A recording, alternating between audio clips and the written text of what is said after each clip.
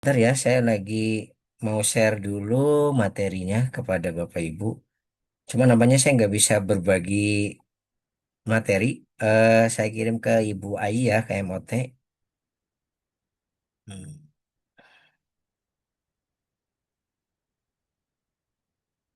sebentar.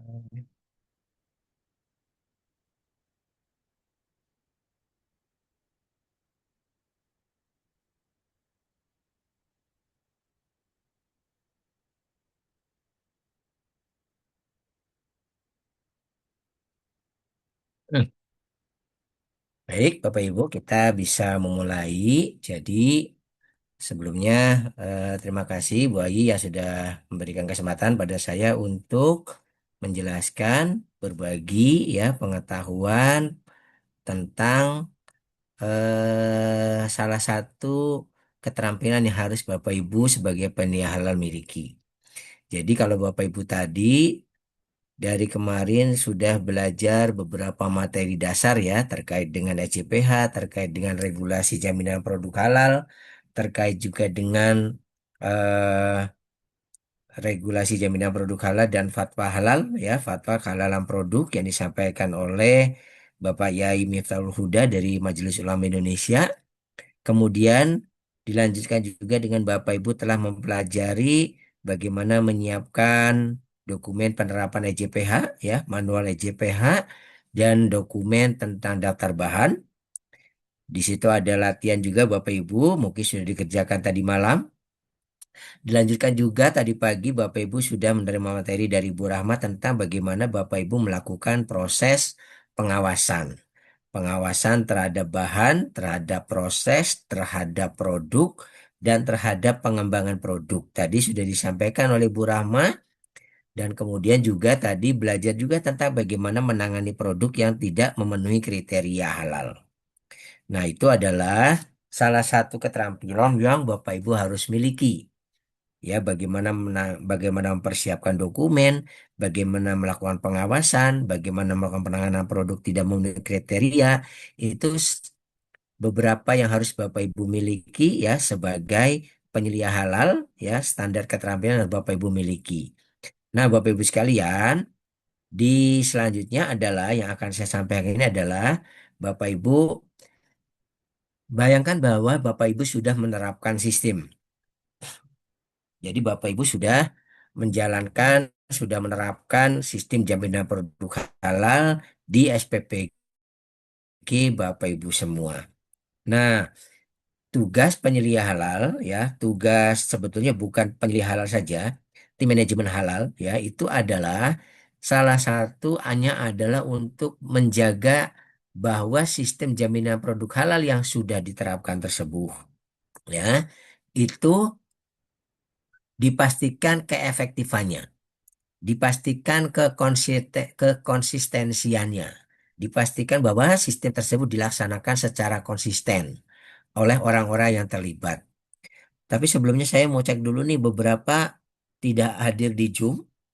Ibu Rosita, Ibu Nur Nur Nur Isnaini, Ibu Marieta. Nah, ini Iya tidak ada Bapak, terkendala, penam. mohon maaf terkendala kamera. Ibu menggunakan handphone juga, Ibu. Handphonenya diarahkan kepada Ibu. Jadi kami fasilitator pendamping bisa melihat bahwa Ibu masih ada di Zoom ya. Kalau memang laptopnya ada masalah, Ibu Rosita. Ya, gunakan handphone, diberi nama yang sama, kemudian handphonenya diarahkan ke arah ibu.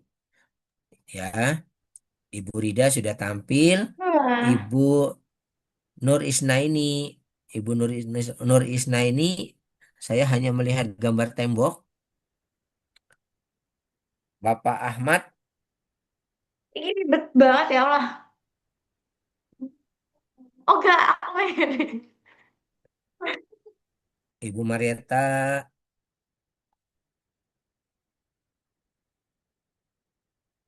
siapa lagi ya? Pak Muhammad nih. Saya ingin memastikan kehadiran Bapak Ibu.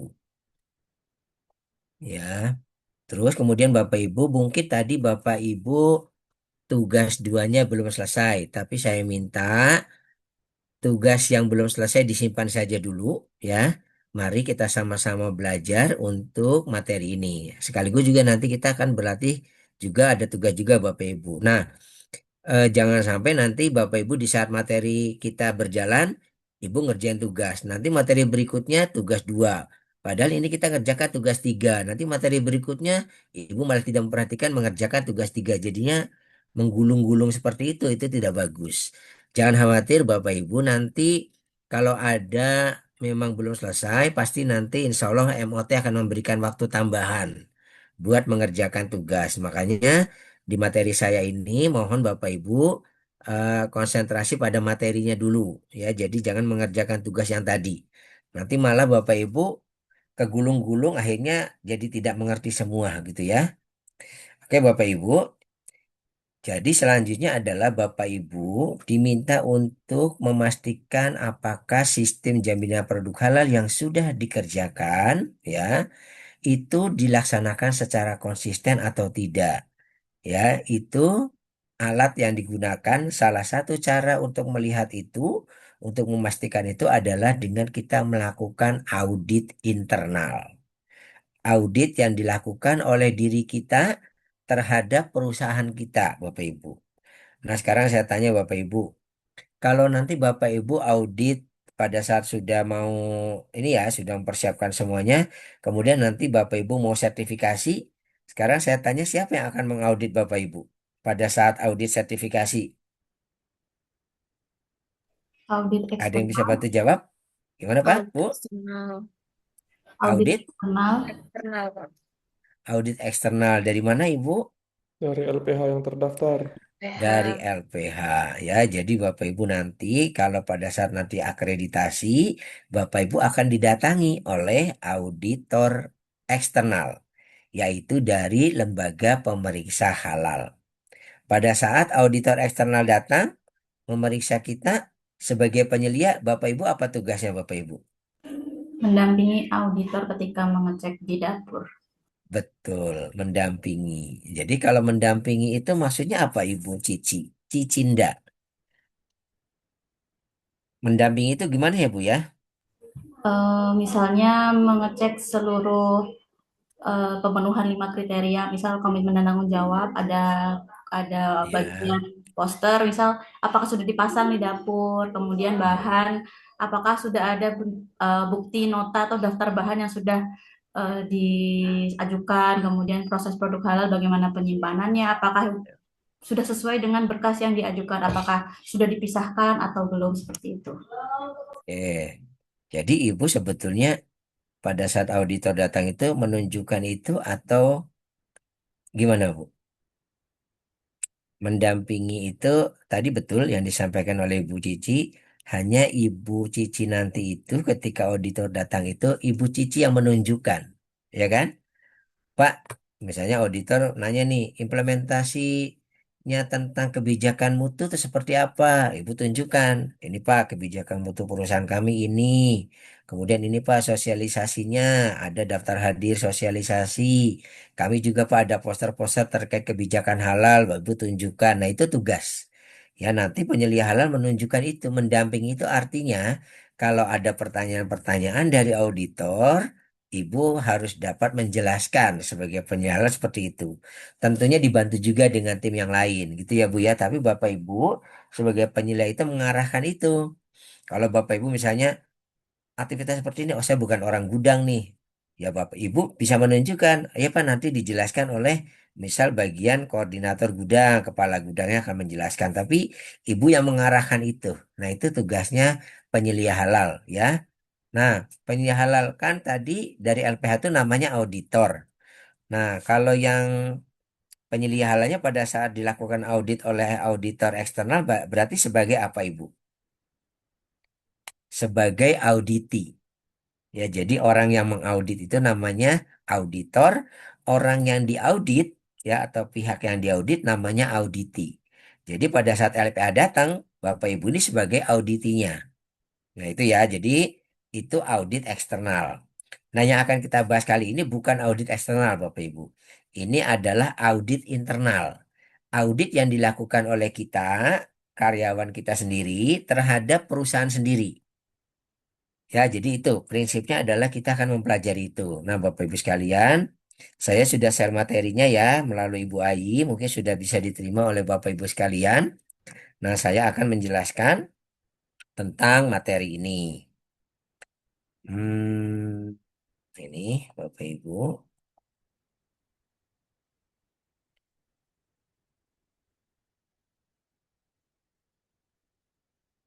sudah nampak ya, Bapak Ibu? Sudah nampak di layar? Sudah, Pak. Sudah, Pak. Oke. Jadi kita di sesi kedua di hari kedua ini kita akan mempelajari dua. Yang pertama melakukan audit internal penerapan EJPH, kemudian yang kedua adalah melakukan evaluasi dan tindak lanjut dari hasil audit internal tersebut. Kita mulai dari yang pertama ya Bapak Ibu, melakukan audit internal penerapan EJPH.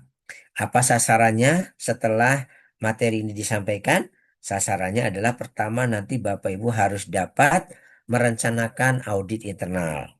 Kemudian nanti Bapak Ibu diminta untuk dapat melakukan audit internal. Kemudian yang ketiga adalah menyusun laporannya.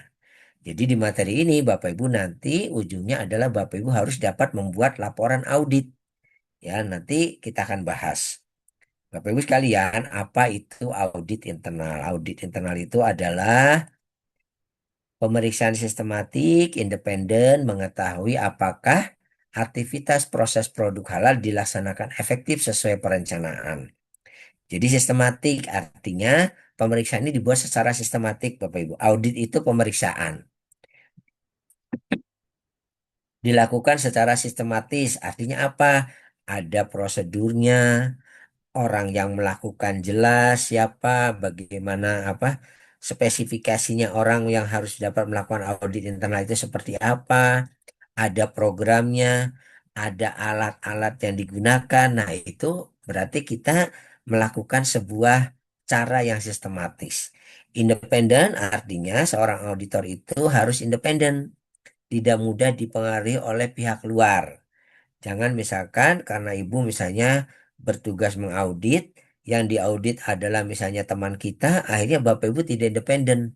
Waduh, kalau jadi temuan kasihan, jadinya nggak jadi temuan, nah itu nggak boleh. Harus dilakukan secara independen. Untuk apa tujuannya? Melihat apakah aktivitas proses produk halal yang dijalankan itu sudah sesuai dengan perencanaannya atau tidak. Perencanaan dalam bentuk apa? Perencanaan yang tadi kemarin Ibu. Ibu, perencanaan yang ditetapkan di dalam manual halal. Perencanaan itu misalnya yang dijelaskan di dalam standar operation prosedur. Ya, di dalam instruksi kerja. Nah, itu perencanaan. Kalau Bapak Ibu melihat sesuatu yang tidak sesuai dengan manual EJPH-nya, tidak sesuai dengan standar operation prosedurnya, maka itu dianggap sebagai temuan audit. Gitu ya. Jadi prinsipnya itu Bapak Ibu. Apa rencananya, apa prosedurnya, sesuai nggak dengan yang dijalankan. Nah itu yang dijalankan di lapangan. Itu maksudnya Bapak Ibu. Kemudian auditnya melingkupi apa? Melingkupi 5 kriteria ini Bapak Ibu. Dari mulai komitmen tanggung jawab, bahan, proses produk halal, produk, dan pemantauan dan evaluasinya. Jadi Bapak Ibu mengaudit 5 kriteria yang menjadi persyaratan di dalam SCPH.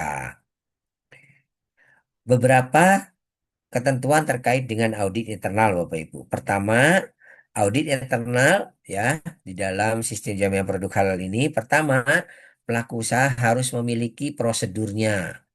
Prosedur tertulisnya harus ada, Bapak Ibu, tentang audit internal ini. Kemudian dilakukan setidaknya 1 kali dalam 1 tahun. Jadi wajib Bapak Ibu melakukan audit internal ini.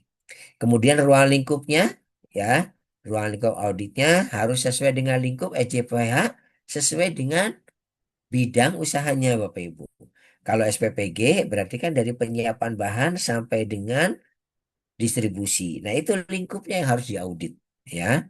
Kemudian termasuk juga Bapak Ibu jika misalnya Bapak Ibu menggunakan gudang pihak luar.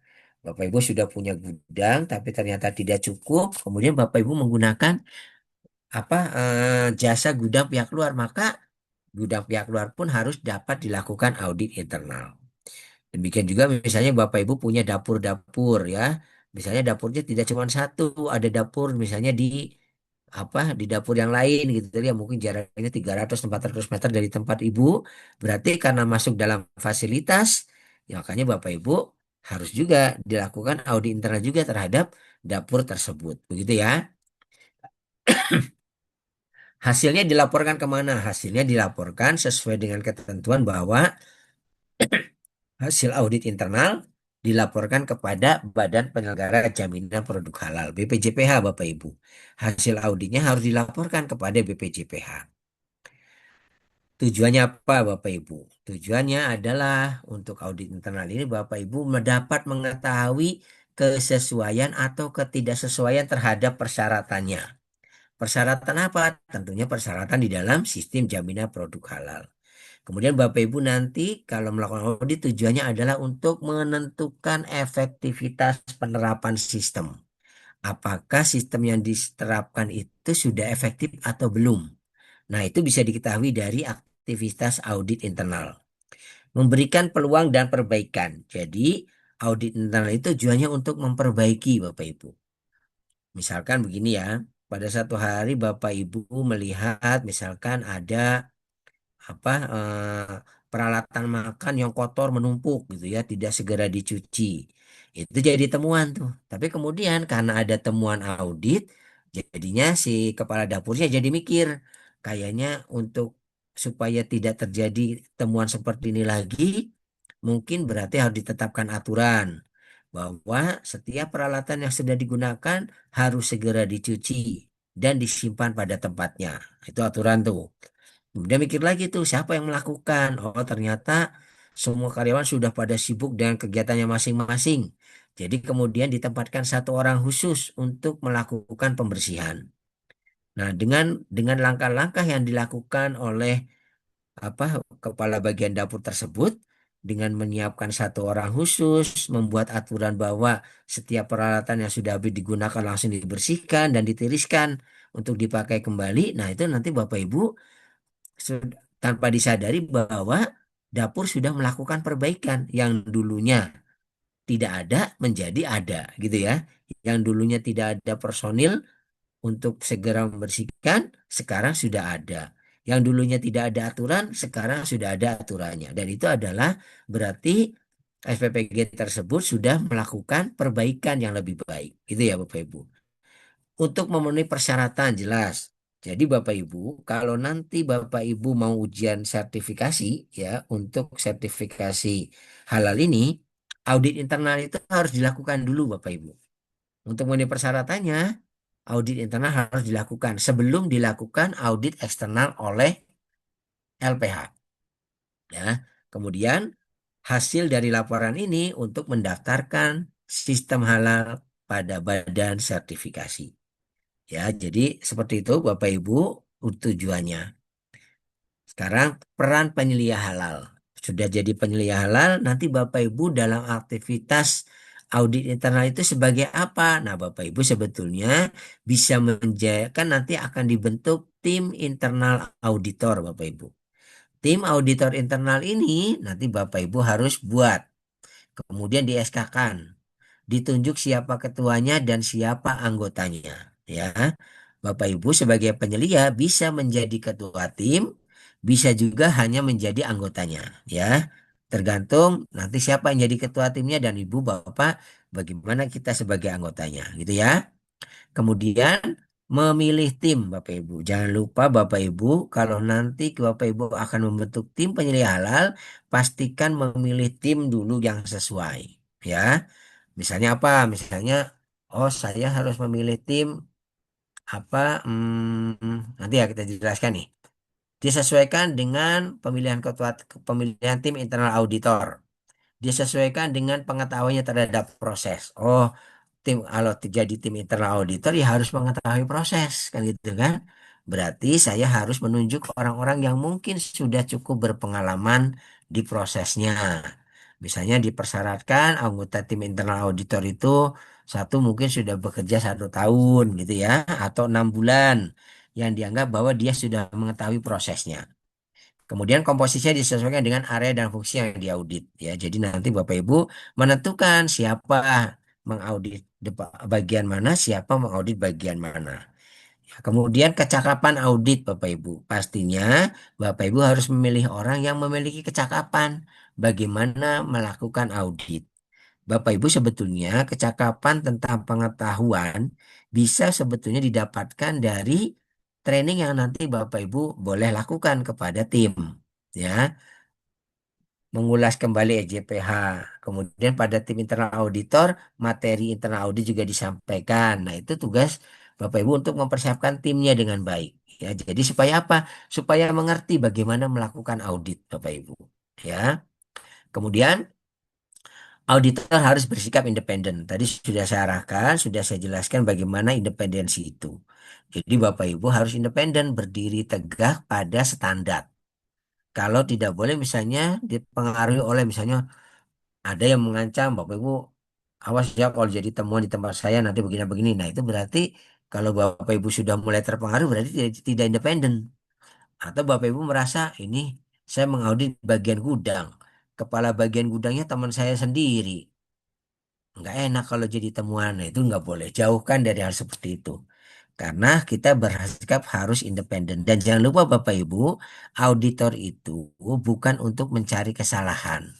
Tapi lebih pada mencari sesuatu yang bisa untuk dilakukan perbaikan berkelanjutan.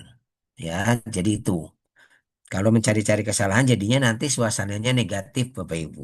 Tapi kalau kita niatnya ini untuk mencari sesuatu yang bisa kita perbaiki bersama, nah itu supaya suasana internal audit itu baik gitu ya.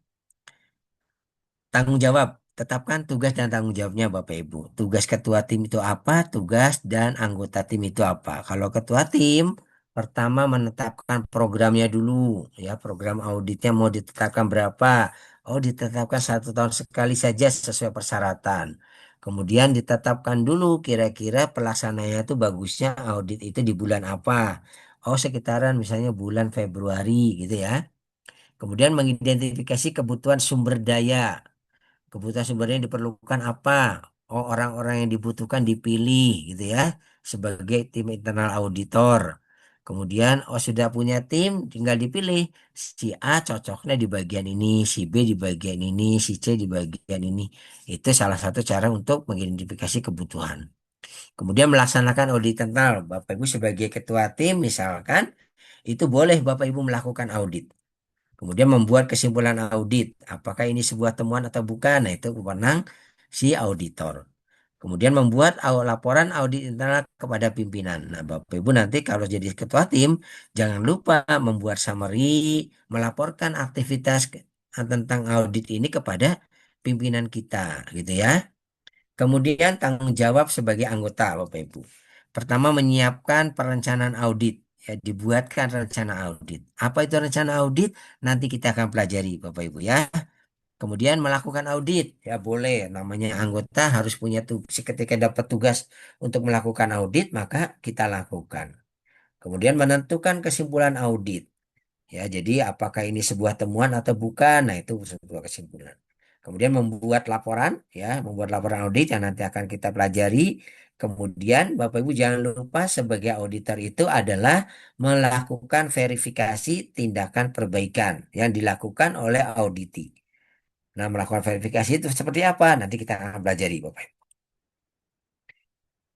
Nah, ini kemudian Bapak Ibu supaya memudahkan tim internal audit untuk itu bekerja, Bapak Ibu bisa menyiapkan checklist. Ya, checklistnya itu untuk apa sih? Sebagai pedoman untuk melakukan pengecekan. Kalau ada checklist, memudahkan para auditor untuk melakukan pengecekan. Kemudian gunanya checklist juga untuk supaya alat bantu mengingat. Jangan sampai pada saat mengaudit Bapak Ibu lupa yang mau diaudit apa ya gitu lah. Tapi kalau Bapak Ibu pegang checklist, mudah-mudahan itu tidak menjadi lupa. Bapak Ibu akan karena semuanya tercek gitu ya Pak ya. Memperlancar proses audit jelas. Kalau Bapak Ibu tidak membawa bekal yang cukup pada saat melakukan audit, ujung-ujungnya jadi nggak dapat temuan Bapak Ibu. Karena bingung kita ini mau nemuin apa nih kan gitu kan. Catatannya nggak ada, jadinya bingung. Nah itu maksudnya adalah Itu untuk memperlancar proses audit. Kemudian menjadi catatan mengenai cakupan audit. Jelas, Bapak Ibu ya. Ini terkait dengan apa nih? Terkait dengan bahan. Berarti Bapak Ibu silakan ngulik-ngulik di apa aturan-aturan tentang bahan seperti itu. Ini contoh nih untuk rencana audit ya. Misalnya ini contoh ketika kemudian auditor nih yang namanya Bapak Toyib itu mendapat tugas untuk mengaudit bagian produksi. Pak Toyib merencanakan nih kayak gini. Tanggal 8 Januari saya akan datang. Lokasinya di departemen produksi. Tujuannya ini tugasnya saya untuk memastikan pemenuhan JPH karena sebagai auditor halal. Auditornya saya, Pak Toyib nulis nih di sini. Kemudian metodenya, oh saya nanti metodenya karena saya pengen datang ke produksi, saya mau ngecek dokumen, harus verifikasi di lapangan, sama mengecek ketidaksesuaian foto gitu ya. Itu contoh. Nah, Bapak Ibu sekalian, baru masuk kemudian di agendanya. Ya Bu ya. Agendanya apa? Oh, nanti saya akan datang jam 9. Jam 9.30 pembukaan. Kemudian nanti setengah jam kemudian saya mau mengecek dokumen. Setelah itu saya mau kunjungan instalasi fasilitas gitu ya. Sampai dengan pukul 12. Setelah itu saya mau buat laporan. Setelah buat laporan, saya akan sampaikan kepada auditi. Jadi target saya jam 12 itu saya sudah selesai semua. Nah, itu contoh Bapak Ibu ya. Jadi kita membuat perencanaan. Jadi nanti kita jelas Bapak Ibu. Sekarang misalnya sekarang pukul 9.30. Oh, waktunya saya ngecek dokumen. Ya, nanti kan ada waktu 2 jam. Silahkan Bapak Ibu ngecek. Ya, 1,5 jam kalau digambarkan di sini ya. Setengah jam saja mengecek dokumen. Habis itu mengunjungi fasilitas ya, siapkan tenaganya untuk mengunjungi fasilitas. Ini hanya contoh Bapak Ibu yang beberapa jam. Tapi kadang misalnya Bapak Ibu merasa saya perlu auditnya lebih panjang ya silahkan tinggal diatur gitu ya. Ini bagaimana cara kita membuat laporan audit Bapak Ibu. Nah, membuat laporan audit itu seperti ini. Kita mengenal ada 4 ya. Pertama yang kita kenal dengan PLOR ya. Pertama problemnya apa, P-nya apa, masalahnya apa, atau temuannya apa ya. Kemudian lokasinya di mana Bapak Ibu. Kalau kita mendapatkan sebuah temuan, maka kita tentukan ini lokasinya di daerah mana ya. Apakah di bagian gudang, apa di bagian produksi, apakah di bagian apa GA gitu ya, apakah di bagian penyortiran. Nah, itu menjadi bagian apa yang biasanya muncul ketidaksesuaian. Kemudian bukti objektifnya apa ya? Kalau Bapak Ibu ternyata menemukan sesuatu ya tunjukkan buktinya. Lewat apa? Ya dengan foto, ya kan? Dengan kegiatan, hal-hal banyak yang bisa kita buktikan itulah. Kemudian mengapa dianggap sebagai ketidaksesuaian? Jadi kalau ada ketidaksesuaian kita harus jelas acuannya ini tuh sebetulnya tidak sesuai dengan kriteria yang mana. Apakah kriteria satu, apakah dua, apakah tiga gitu ya. Itu jelas referensinya Bapak Ibu. Jadi jangan kemudian kita menemukan ketidaksesuaian tapi kita nggak jelas ini masuknya referensinya kemana. Nah, itu berarti kita tidak siap. Nah, Bapak Ibu sekalian, ini adalah contoh laporan audit. Ya, laporan audit dan tindak lanjut hasil audit. Nanti kita akan berlatih menggunakan form ini, Bapak Ibu. Bagaimana Bapak Ibu menggunakan form ini untuk Bapak Ibu melakukan audit di usahanya masing-masing. Jadi mohon ini diperhatikan. Selanjutnya adalah kalau Bapak Ibu sudah melakukan audit gitu ya. Sekarang kita bicara tindak lanjutnya Bapak Ibu. Setelah di audit itu apa sih yang harus kita lakukan? Nah, ini tindak lanjut ini pertama tujuannya di materi sesi kedua ya. Yang kedua ini adalah melakukan tindak lanjut hasil audit internal. Tujuannya apa? Tujuannya adalah Bapak Ibu dapat melakukan evaluasi. Jadi setelah audit selesai itu, Bapak serahkan temuannya kepada auditi, kemudian auditi itu harus tadi ya, melakukan tindakan perbaikan dan pencegahannya, kemudian berapa hari ke depan dari BPJPH datang lagi untuk memastikan apakah ini sudah sesuai atau belum. Itu ininya, melakukan evaluasi. Ya, kemudian mendokumentasikannya. Jadi jangan lupa Bapak Ibu, setiap file yang terkandung aktivitas kita dalam rangka melakukan audit internal harus disimpan baik-baik. Ya, karena bukan tidak mungkin auditor itu bisa boleh bertanya, auditor dari luar itu boleh bertanya misalnya begini, apa boleh bertanya tentang sesuatu yang ini apa yang lalu. Makanya buktinya didokumentasikan gitu ya. Jadi kalau bukti bahwa saya mau lihat hasil audit yang tanggal sekian yang sudah dilakukan tahun 2025.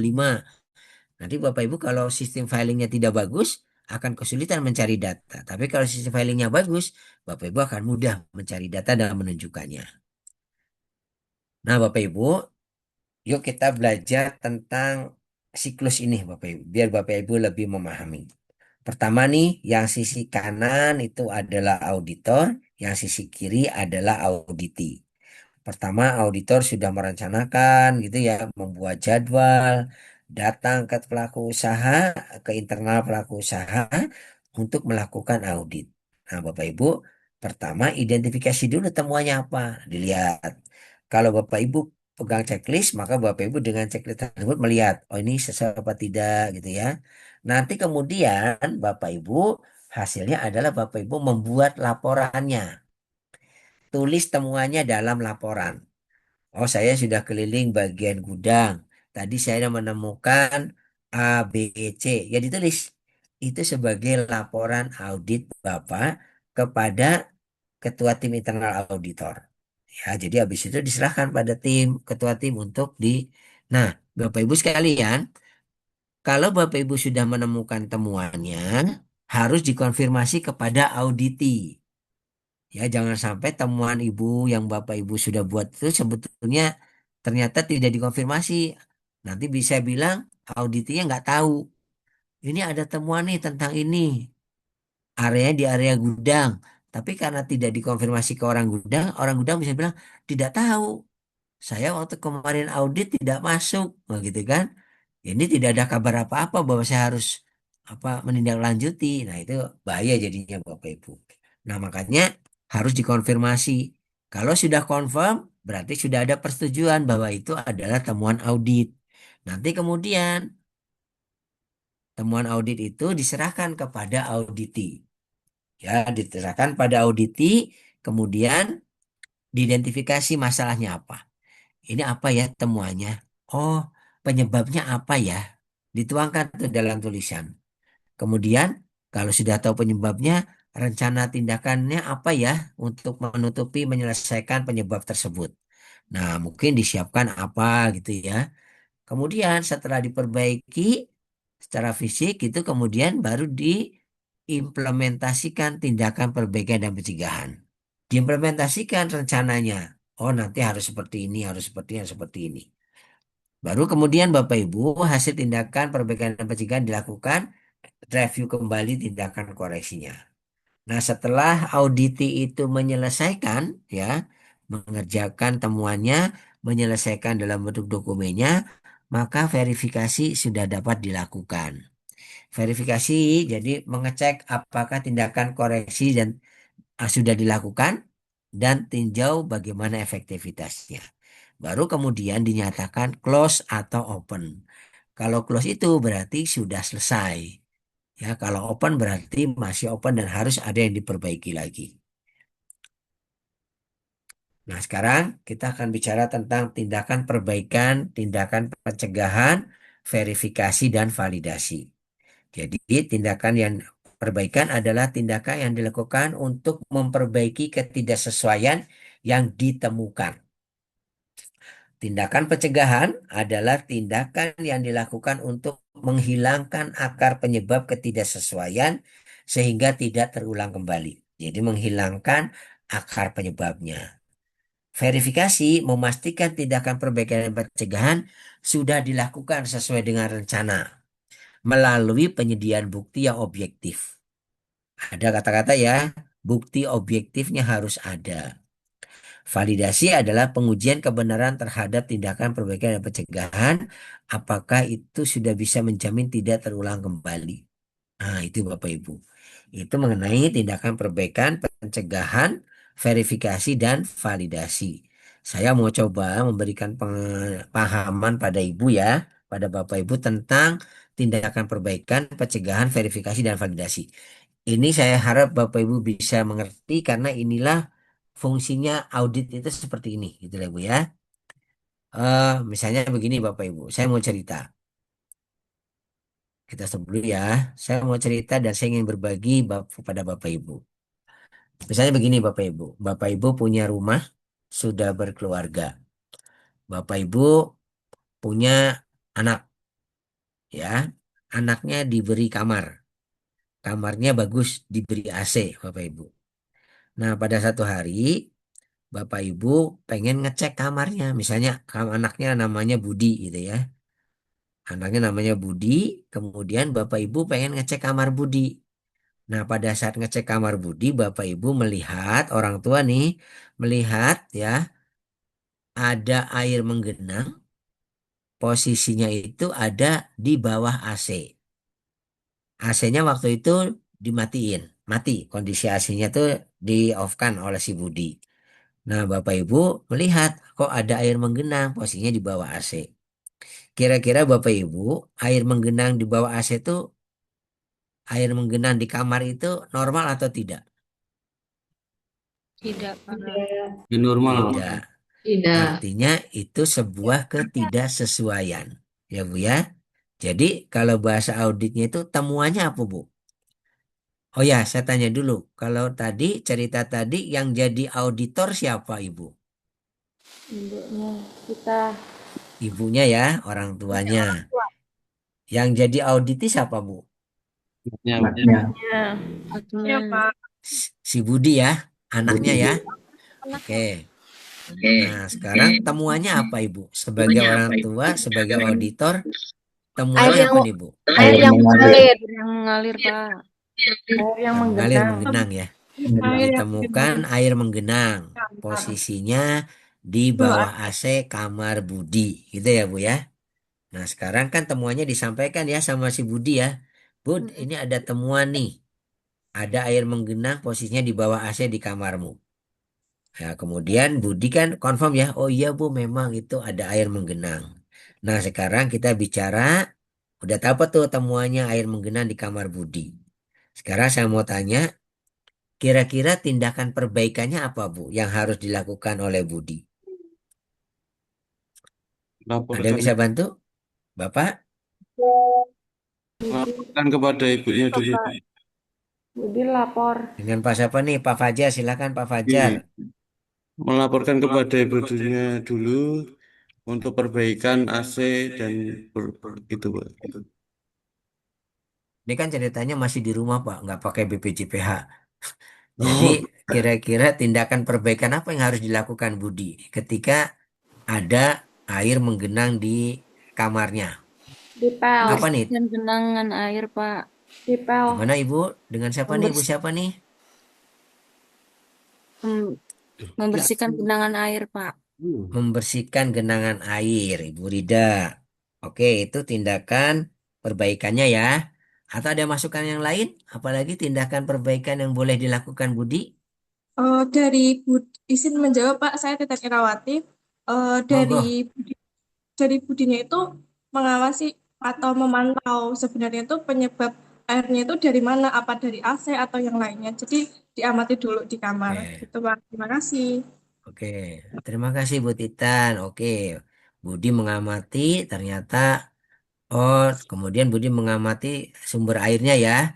Dan kemudian Budi berkesimpulan itu dari AC yang rusak. Misalkan ya Bu ya, AC-nya bocor gitu kan. Nah, kira-kira tadi tindakan perbaikannya kan betul. Lantainya dikeringkan, diepel, dikeringkan gitu ya. Itu tindakan perbaikan. Nah, kira-kira tindakan pencegahannya apa, Bu? Ada yang bisa bantu? Tindakan pencegahannya ketika kemudian Budi sudah berkesimpulan ini dari AC yang bocor. Kira-kira tindakan menjawab, Pak. Kasih pencegahannya kasih timba, Pak. Melakukan pengecekan berkala Pak. Penambung air Pak. gimana? Bu Titan dulu. Apa Bu Titan? Silakan. Di di bawah AC-nya itu dikasih wadah Pak biar airnya itu nggak mengalir kemana-mana gitu Pak. Oke, oke, setuju. Ada AC-nya lagi tindakan diperbaiki, Pak. perbaikannya? AC-nya Perbaiki diperbaiki, AC-nya AC. Pak. diperbaiki, Pak. AC-nya diperbaiki, ya. Ya. AC-nya diperbaiki. Izin Pak mau Terus, sharing Pak. monggo Pak, silakan Pak. izin Pak mau sharing kemarin itu di dapur saya sendiri gitu kebetulan saya kepala dapur saya ternyata ada 3 AC yang bocor itu Pak. Nah Hmm, itu imbasnya ke bahan baku kering. Jadi di kardus bahan baku kering itu kan ada susu ya Pak di dalamnya. Nah kardusnya itu ternyata nggak terlihat kena air tetesan itu. Nah, solusi saya kemarin itu memindahkan barangnya, setelah itu AC-nya kita perbaiki tiga-tiganya. Seperti itu, Pak. oke, oke, Terima itu kasih. contoh ya. Ya, Pak. Betul, betul. Barangnya dipisahkan, yang terkontaminasi, yang diduga akan rusak, kemudian AC-nya dibetulin, gitu ya, diperbaiki. Nah, kalau cerita yang di rumah tadi, di rumah Budi, Budi kan akan bilang, ya nanti kan ibu sebagai orang tanya, Bud, ini ada temuan. AC-mu, AC di ruang kamar ini apa? Ada air menggenang. Tindakan perbaikannya apa? Ya Bu, akan saya keringkan lantainya. Kemudian dipasang ember supaya nampung kalau ada bocor lagi. Kemudian tindakan pencegahannya apa, Bud? Budi akan bilang, ya nanti AC-nya mau diperbaiki, Bu. Ya nggak? Betul nggak tindakan pencegahannya Budi? Betul, Setuju Pak. nggak AC-nya Betul, Pak. diperbaiki? Betul, Pak. Betul. Sekarang Betul, Pak. pertanyaannya lagi apa, Bu? Sebagai auditor. Kalau Budi bilang, Bu, nanti ya saya akan perbaiki AC-nya. Kira-kira pertanyaan apa lagi yang harus Ibu tanyakan pada Budi? Berapa lama, Pak, pengerjaan AC-nya? Betul. Mengenai waktu dan siapa yang mengerjakan. Ya nggak? Bud, kamu janji sekarang hari Kamis mau diperbaiki AC-nya. Siapa Bud yang mengerjakan? Ya Bu, nanti saya panggil teknisi AC. Nah, jawab terjawab tuh. Kemudian pertanyaan lagi, kapan mau dikerjakan Bud? Ya, jadi kalau Ibu sebagai auditor ketika bertanya itu bagaimana, kemudian siapa dan kapan. Bagaimana AC-nya diperbaiki? Siapa yang melakukan? Tukang AC. Kapan dilakukan? Nah, kira-kira Budi akan menjawab misalnya, ya Bu, sekarang hari Jumat, besok saya panggil tukang AC buat memperbaiki.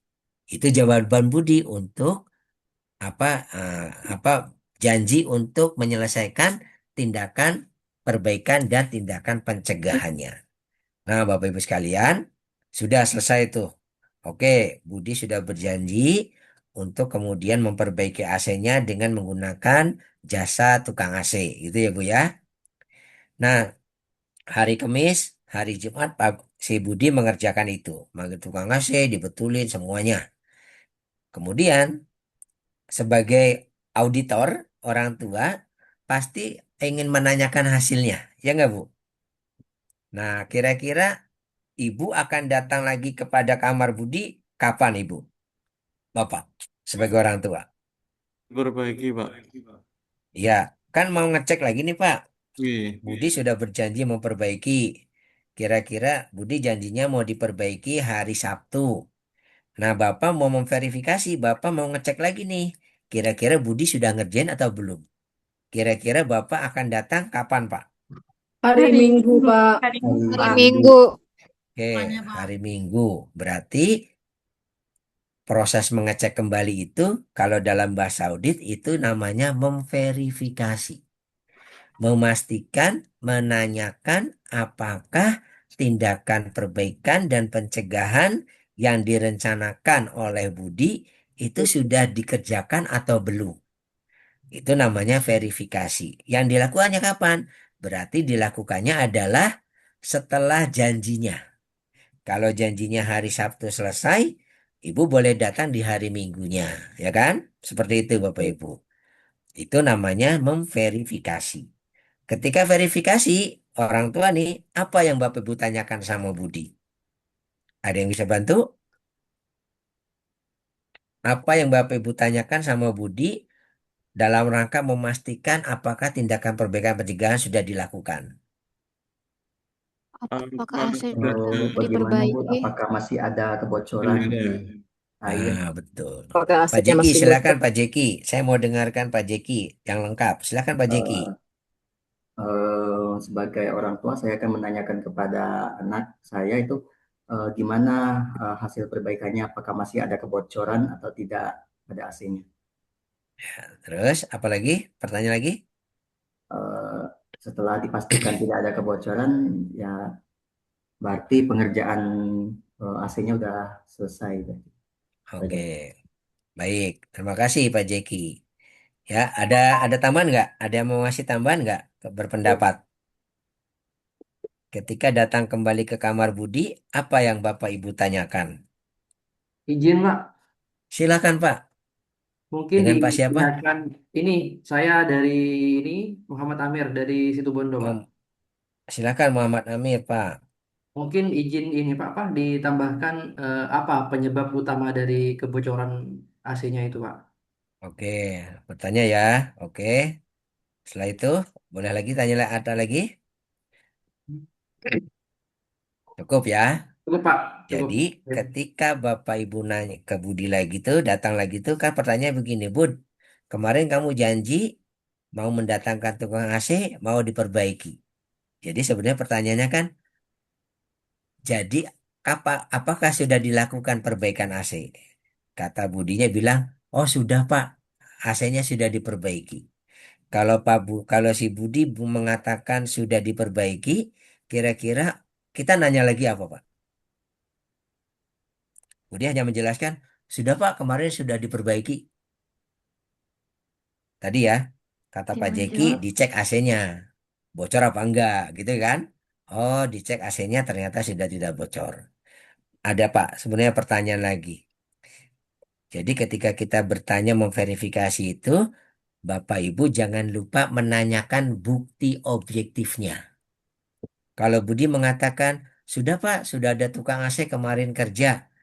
Pertanyaan selanjutnya adalah, buktinya apa Bud? Kira-kira apa yang harus Budi bisa tunjukkan sebagai bukti bahwa tukang AC sudah memperbaiki? Mungkin Nota perbaikan, Nota pembayaran. nota perbaikan.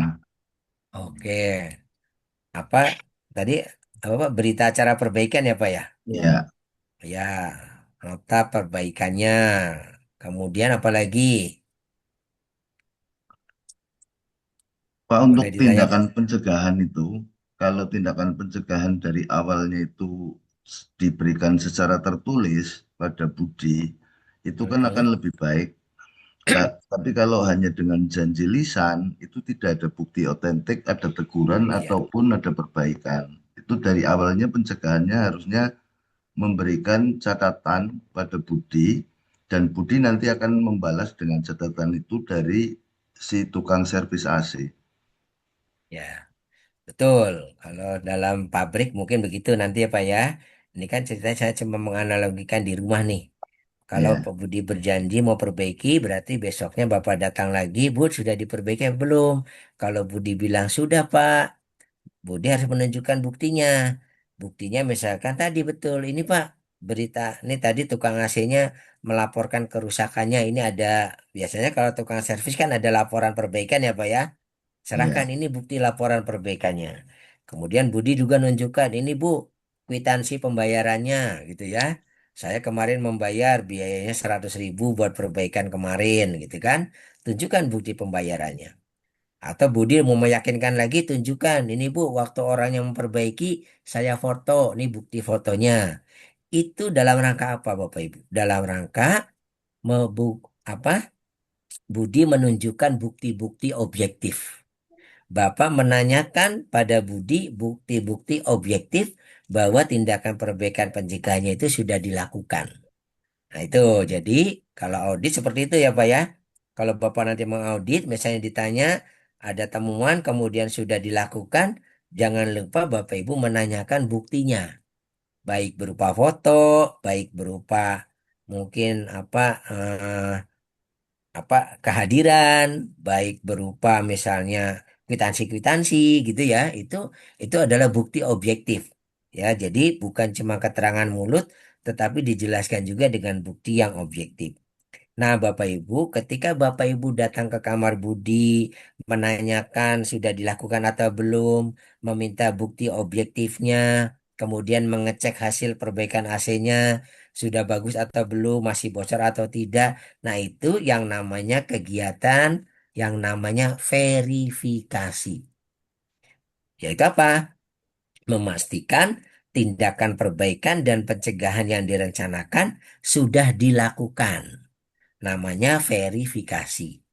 Nah, kalau validasi adalah pengujian kebenaran bahwa tindakan perbaikan dan pencegahan yang dilakukan itu sudah benar-benar efektif menghilangkan penyebabnya. Salah satu pengujian kebenaran, ya, pemvalidasinya adalah tadi AC-nya dinyalakan, kemudian ditunggu beberapa saat, tidak ada tetesan, air di genangan di lantainya juga sudah tidak ada genangan lagi. Berarti apa? Berarti tindakan perbaikan yang dilakukan oleh Budi itu sudah tepat. Kalau tepat dalam bahasa audit namanya sudah valid. Kalau valid dalam bahasa audit statusnya berarti sudah dianggap selesai. Ya kan? Sudah, kalau dalam bahasa suka ada tulisan open atau close. Berarti sudah close. Berarti sudah selesai, Bapak Ibu. Itu namanya validasi. Nah, berbeda jika misalkan ternyata ya penyebabnya bukan itu. Ya, ternyata kata Budi ini kayaknya dari AC-nya rusak. Nah, ketika Bapak lakukan validasi, AC-nya memang sudah tidak netes lagi, ya. AC-nya tidak, AC-nya ternyata dibiarkan berjalan, ternyata AC-nya tidak ada netes. Tapi ternyata muncul air lagi Bapak Ibu, tapi dari bawah. Misalnya ternyata di bawah kamar itu ada pipa, pipanya bocor, ya kan? Misalnya ada pipa ledeng lah gampangnya ya, ada pipa ledeng tapi posisinya di bawah lantai, kemudian pipanya bocor. Karena bocor akhirnya naik, menggenanglah di lantai. Artinya apa? Ternyata sumbernya bukan karena AC yang bocor, tetapi ternyata pipa di bawah kamar yang bocor. Artinya apa begitu? Tindakan perbaikan yang dilakukan oleh Budi kemarin kurang tepat karena bukan itu akar masalahnya. Nah, kalau sudah seperti itu berarti Budi harus memikirkan tindakan perbaikan dan pencegahan yang lain. Gitu ya, Bu ya. Oh, Bu, ternyata bukan dari AC. Penyebabnya itu ternyata dari ada pipa ledeng, pipa air yang ada di bawah lantai ini ternyata bocor. Jadi apa perbaikannya? Perbaikannya adalah memanggil tukang pipa untuk memperbaiki pipanya. Beda ya. Itu namanya Bapak Ibu pada saat menguji validasi yang pertama itu belum valid. Karena penyebabnya ternyata bukan itu. Nanti setelah diperbaiki pipanya, ibu datang lagi besoknya, ternyata sudah diperbaiki dan sudah selesai, tidak ada genangan lagi, berarti sudah namanya sudah valid. Ya, jadi sudah selesai temuannya. Itu Bapak Ibu. Tindakan perbaikan, tindakan pencegahan, verifikasi, dan validasi. Kita lanjutkan ya, Bapak Ibu sudah cukup mengerti mudah-mudahan tentang apa itu tindakan perbaikan, apa itu tindakan pencegahan, apa itu verifikasi dan apa itu validasi. Nah, Bapak Ibu sekalian, setelah itu Bapak Ibu harus membuat yang namanya laporannya. Laporan tindak lanjut dari hasil audit internal. Ya, laporannya mohon maaf sudah nampak ya di layar ya. Sudah, Pak. Oke, laporan tindak lanjut itu digunakan untuk menyediakan bukti objektif terhadap pelaksanaan prosedur audit. Kemudian menjamin persyaratan tindakan perbaikan dapat diterapkan, ya. Kemudian menjamin bahwa dapat dilakukan tindak lanjut terhadap temuan audit. Nah, itu tujuannya untuk pembuatan laporan tersebut. Memberikan kesimpulan umum, saran atau perbaikan dan pencegahannya. Nah, ini Bapak Ibu, makanya di dalam laporan ini kita harus mencari akar penyebabnya apa. Ini kan lanjutan ya Bu ya. Tadi kita di materi yang sebelumnya kita sudah bisa mengisi sampai dengan laporan audit di sini. Kemudian kita sekarang belajar. Tadi sudah diberi contoh tentang rumah Budi ya. akar penyebabnya apa, tadi sudah kita beri contoh, tindakan perbaikannya apa, tindakan pencegahannya apa, kemudian tanggal rencana penyelesaiannya ditentukan, sampai kemudian verifikasinya seperti apa. Nanti kita akan sama-sama berlatih untuk menjelaskan tentang ini.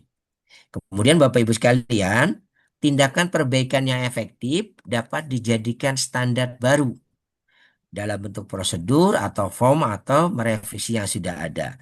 Jadi maksudnya begini Bapak Ibu. Misalkan ya seperti tadi kejadian di rumah Budi ya, ternyata karena ada temuan misalnya penyebabnya memang dari AC yang bocor ya Bu Yu, Pak.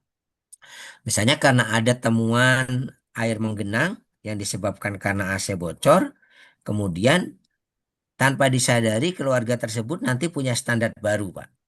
Misalnya begini, Budinya cerita, Bu, kemarin saya mendampingi tukang servis AC.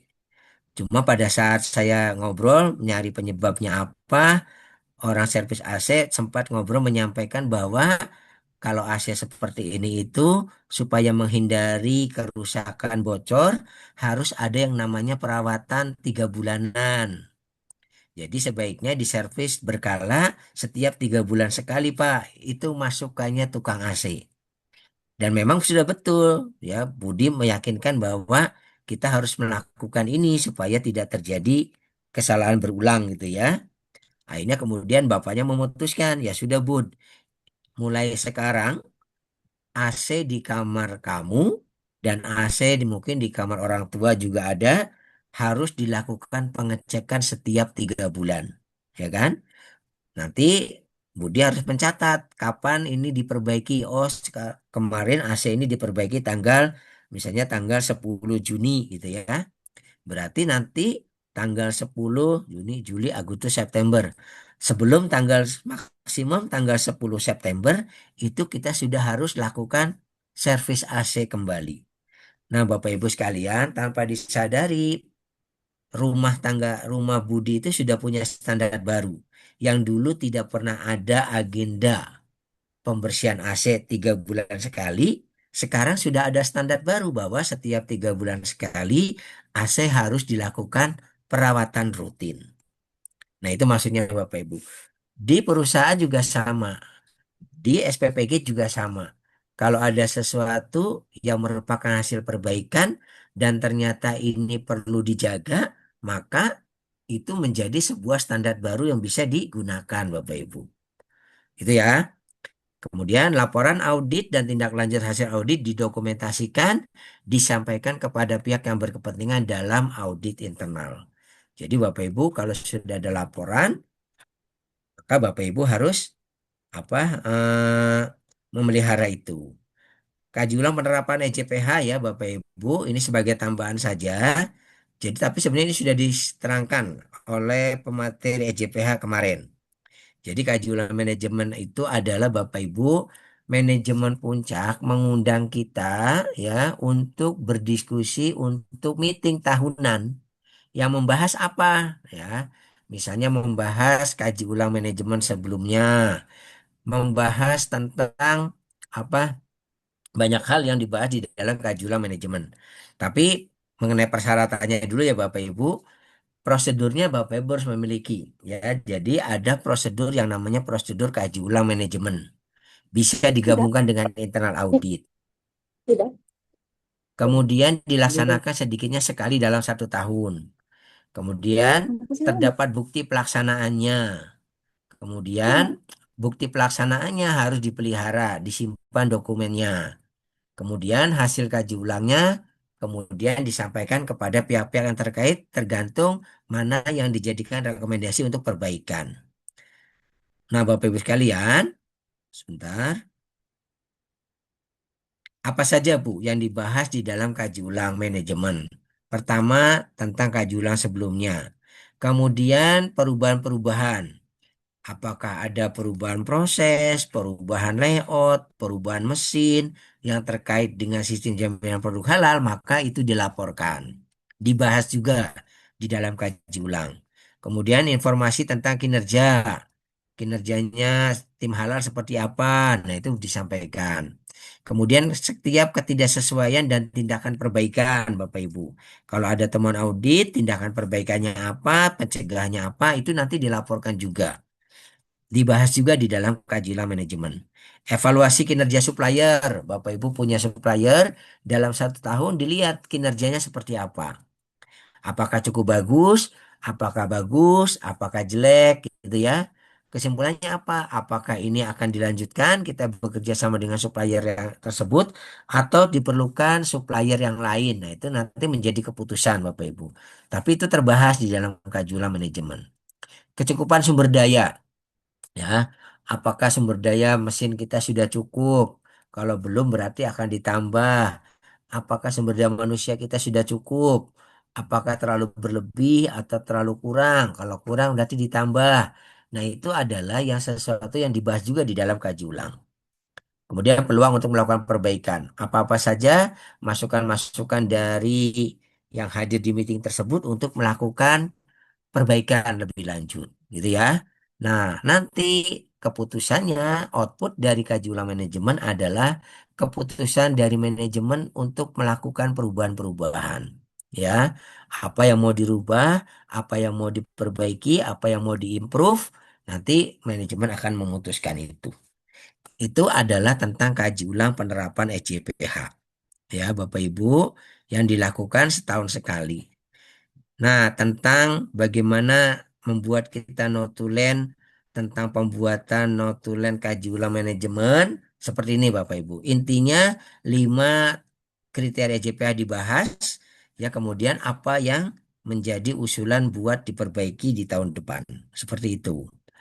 Oke Bapak Ibu, materinya sudah berakhir. Mungkin ada pertanyaan sebelum kita masuk ke studi kasus. Silakan Bapak Ibu. Ada pertanyaan tidak? Oke, bentar ya Bapak Ibu. Duh, ini cuma admin yang kirim.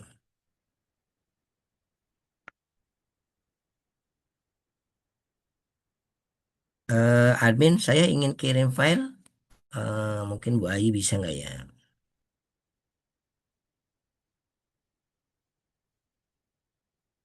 Silakan Bapak Ibu jika ada yang ingin ditanyakan. Atau kita nanti masuk ke tugas ya Bapak Ibu. Sebentar.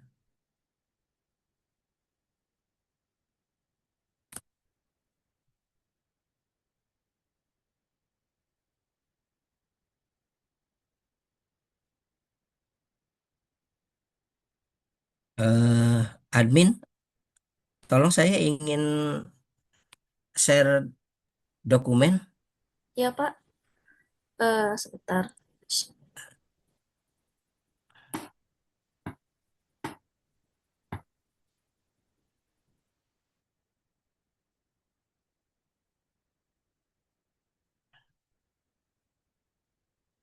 Soalnya saya nggak bisa kirim ini.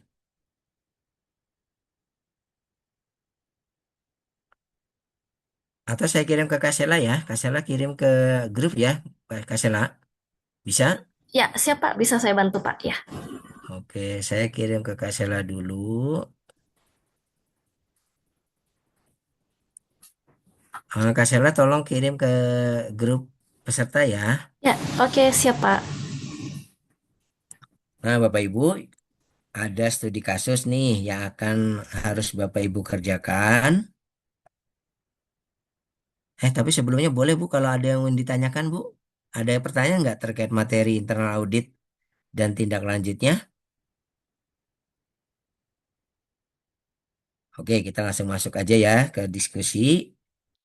Sekarang sudah diterima itunya Bapak Ibu, filenya untuk tugas.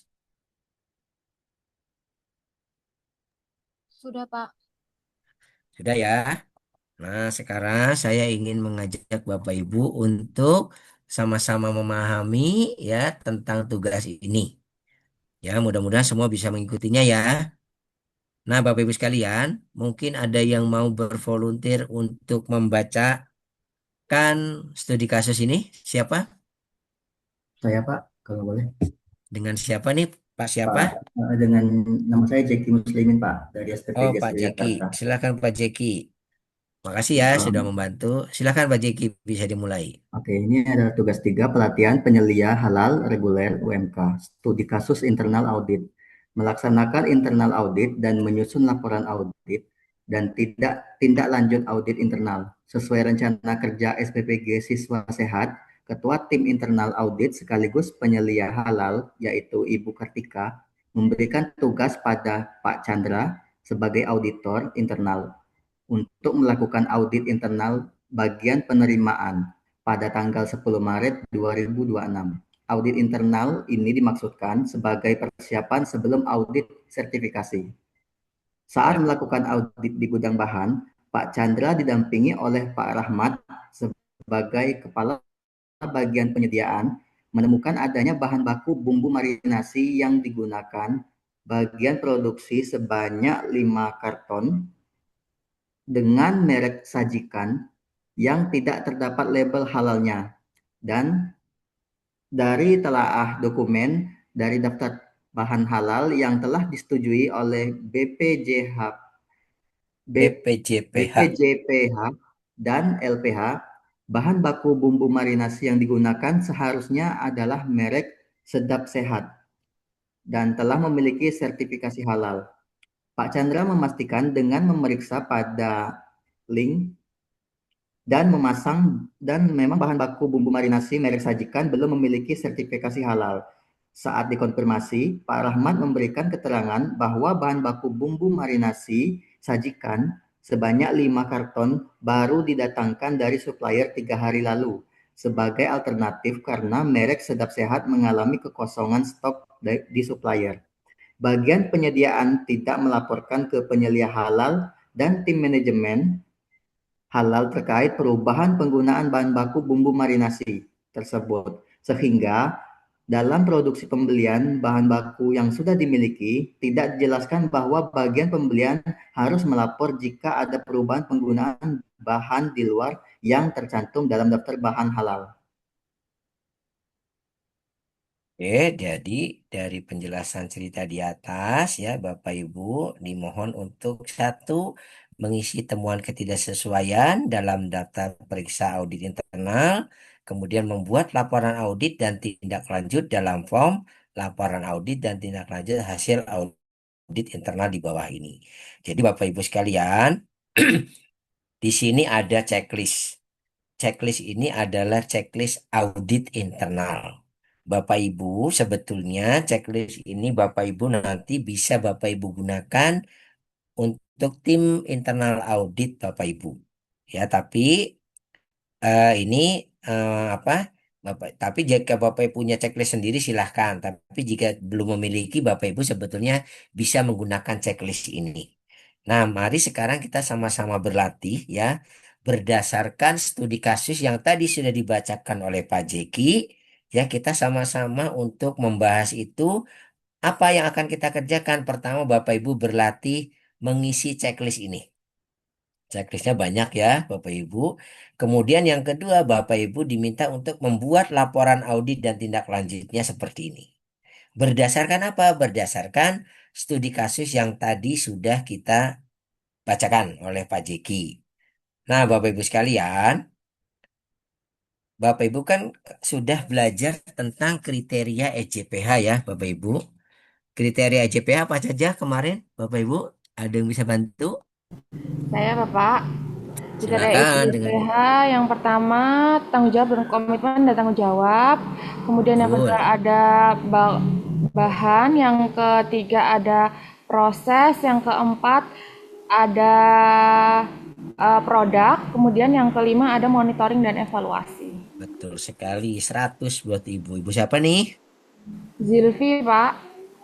Oh iya, Ibu Jilvi. Ibu Jilvi kok gelap, Ibu Jilvi? Kemana ya? Iya, Pak, lagi kendala ini, Pak. Kameranya Oke. kayaknya terlalu lama dipakai. Oh iya. Deh. Oke, Ibu Jilvi, terima kasih ya. Jadi, nah, dari 5 kriteria JPA tadi, kalau berdasarkan tadi cerita di studi kasus, kira-kira lebih terkait dengan kriteria yang mana, Ibu? Yang nomor Ada 2, Bapak. tentang? Bahan. Nah, sekarang kita berlatih yuk. Kita isi checklist audit ini. Pertama, yuk kita isi dari mulai tanggal audit. Tanggal auditnya tanggal berapa, Bu? Kalau dari cerita?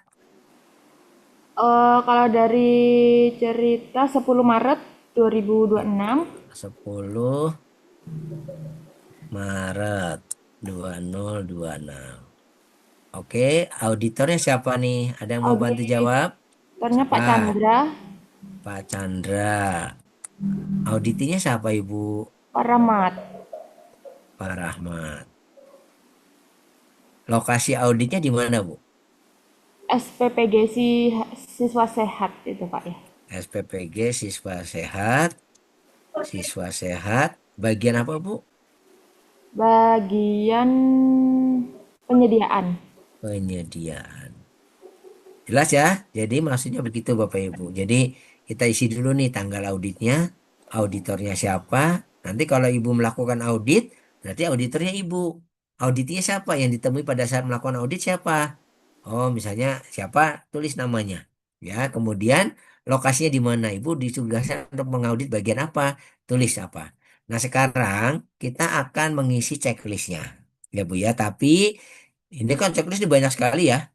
Tapi dari studi kasus tadi, sebetulnya kita hanya bergulat di kriteria yang kedua saja. Jadi yang satunya nggak usah diisi, kita langsung masuk ke kriteria yang kedua yaitu tentang bahan. Ya Bu ya.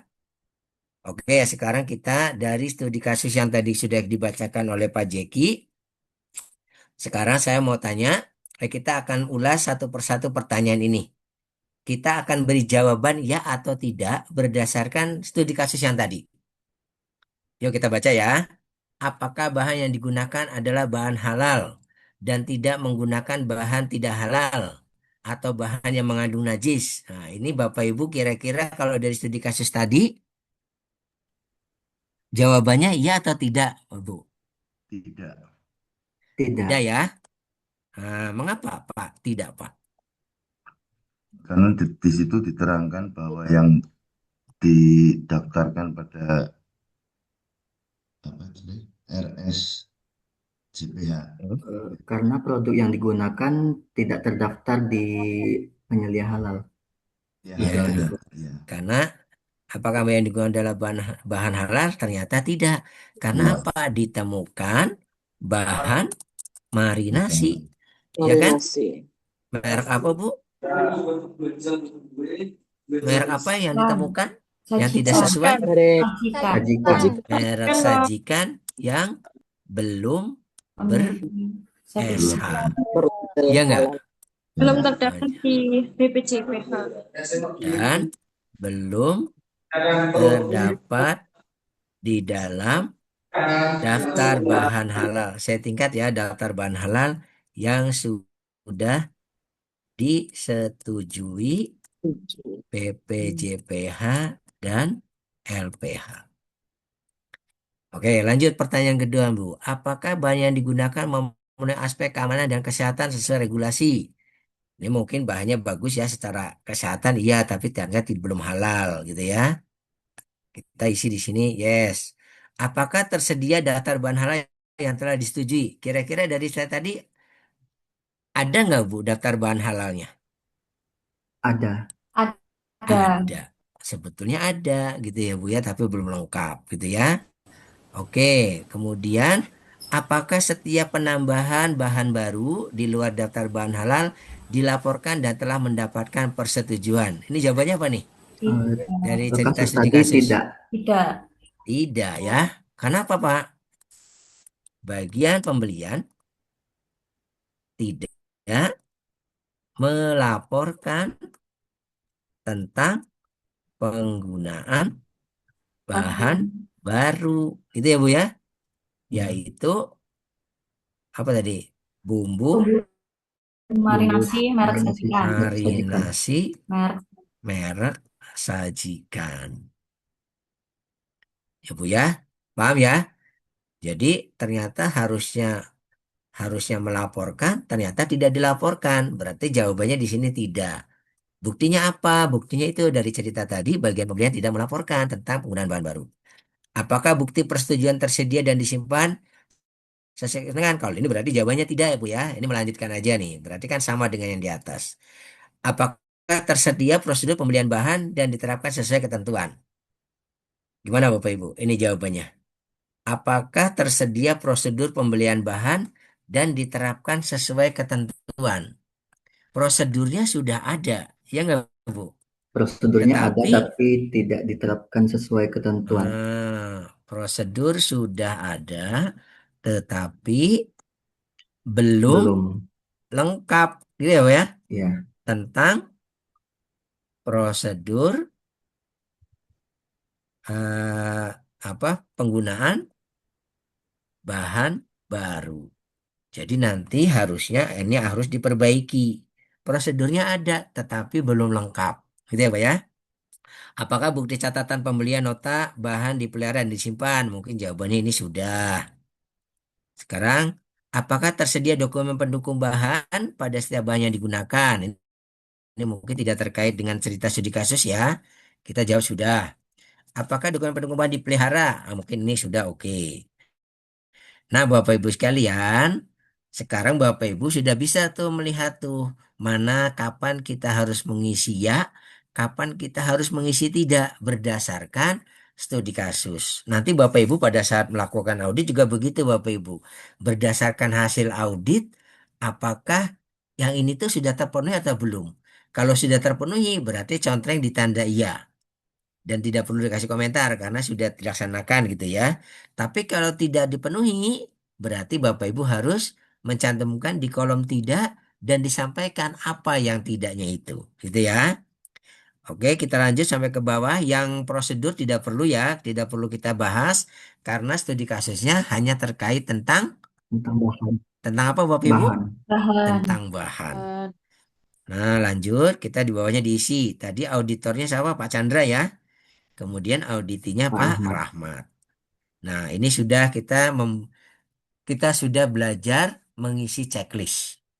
Nah, sekarang kita belajar membuat laporan auditnya, Bapak Ibu. Yuk kita buat laporan auditnya. Saya ingin Bapak Ibu semuanya aktif ya, supaya kita sama-sama enak belajarnya, Pak. Oke ya. Kita tulis nih nomor dokumennya. Misalnya kita bikin nomornya 001, kemudian ini internal auditor. Ini bulan berapa sekarang, Bu? Bulan 7 2026. Ini contoh saja ya, penomoran itu bebas sebenarnya, Bu. Cuman kita bikin seperti ini contoh saja. Nah, kita isi mulai dari sini, Bapak Ibu. Siapa, Bu, pengusulnya, Pak Bu? Chandra. Pak Chandra. Auditornya siapa tadi? Nah, kita berlatih ya, Pak ya. Pak Chandra. Tanggal Tanggal 10 Maret auditnya tanggal berapa, Pak? Ibu? 2026. 10 Maret 2026. Kemudian Pak auditinya siapa Rahmat. tadi, Bu? Pak Rahmat. Jabatannya Pak Rahmat apa tadi? Kepala Kepala Bagian Gudang Bahan. Bagian Gudang Bahan. Oke ya. Ini kita isi nih. Sumbernya berarti ini internal audit halal. Itu ya. Kita sudah kasih bold. Oke, sekarang temuannya apa nih, Pak? Yuk kita berlatih membuat temuan, mengisi ya, temuannya apa, buktinya apa, lokasinya di mana dan referensinya apa. Kira-kira temuan dan buktinya apa, Pak? Kita isi yuk. Kalau temuannya itu ditemukan bahan marinasi merek sajikan yang belum ber-SH, prosedur Mhm. pembeliannya belum mencakup pelaporan penggunaan bahan baru. Oke, jadi sebetulnya Pak, apa yang ada di cerita tersebut adalah bukti. Jadi kalau tadi Bapak bicara ditemukan itu sebetulnya ini buktinya Pak. Iya, Ditemukan ditemukan 5 bahan karton marinasi ya, 5 karton merek sajikan merek sajikan yang belum belum ber-SH. bersertifikat halal. Nah, temuannya sebetulnya di sini Pak. Kalau Bapak bisa melihat, Mm. sebetulnya temuannya ini Pak. Ya kan? Ini kan berarti bagian pembelian tidak menggunakan bahan yang halal, halal. gitu kan? Bagian pembelian tidak membeli bahan yang sepenuhnya halal dan yang terdapat di dalam apa Pak? Di Daftar daftar di bahan bahan halal. halal DBH. Ah, jadi sebetulnya temuannya itu Pak, bagian pembelian tidak membeli bahan yang halal, ya kan, yang tidak sepenuhnya halal, yang terdapat di dalam daftar bahan halal. Buktinya apa? Ada ditemukan bumbu marinasi, ya kan, merek sajikan sebanyak 5 karton yang tidak bersertifikat halal. Jadi temuannya itu Bapak Ibu, ya. Kemudian ini sebenarnya nanti bisa menjadi penyebab. Oke. Oke ya, temuannya seperti itu, Bapak Ibu. Ya, ditemukan bumbu marinasi 5 karton merek sajikan yang belum bersertifikat halal. Kemudian lokasinya di mana, Pak? Di gudang bahan. Gudang bahan. Referensinya apa, Pak?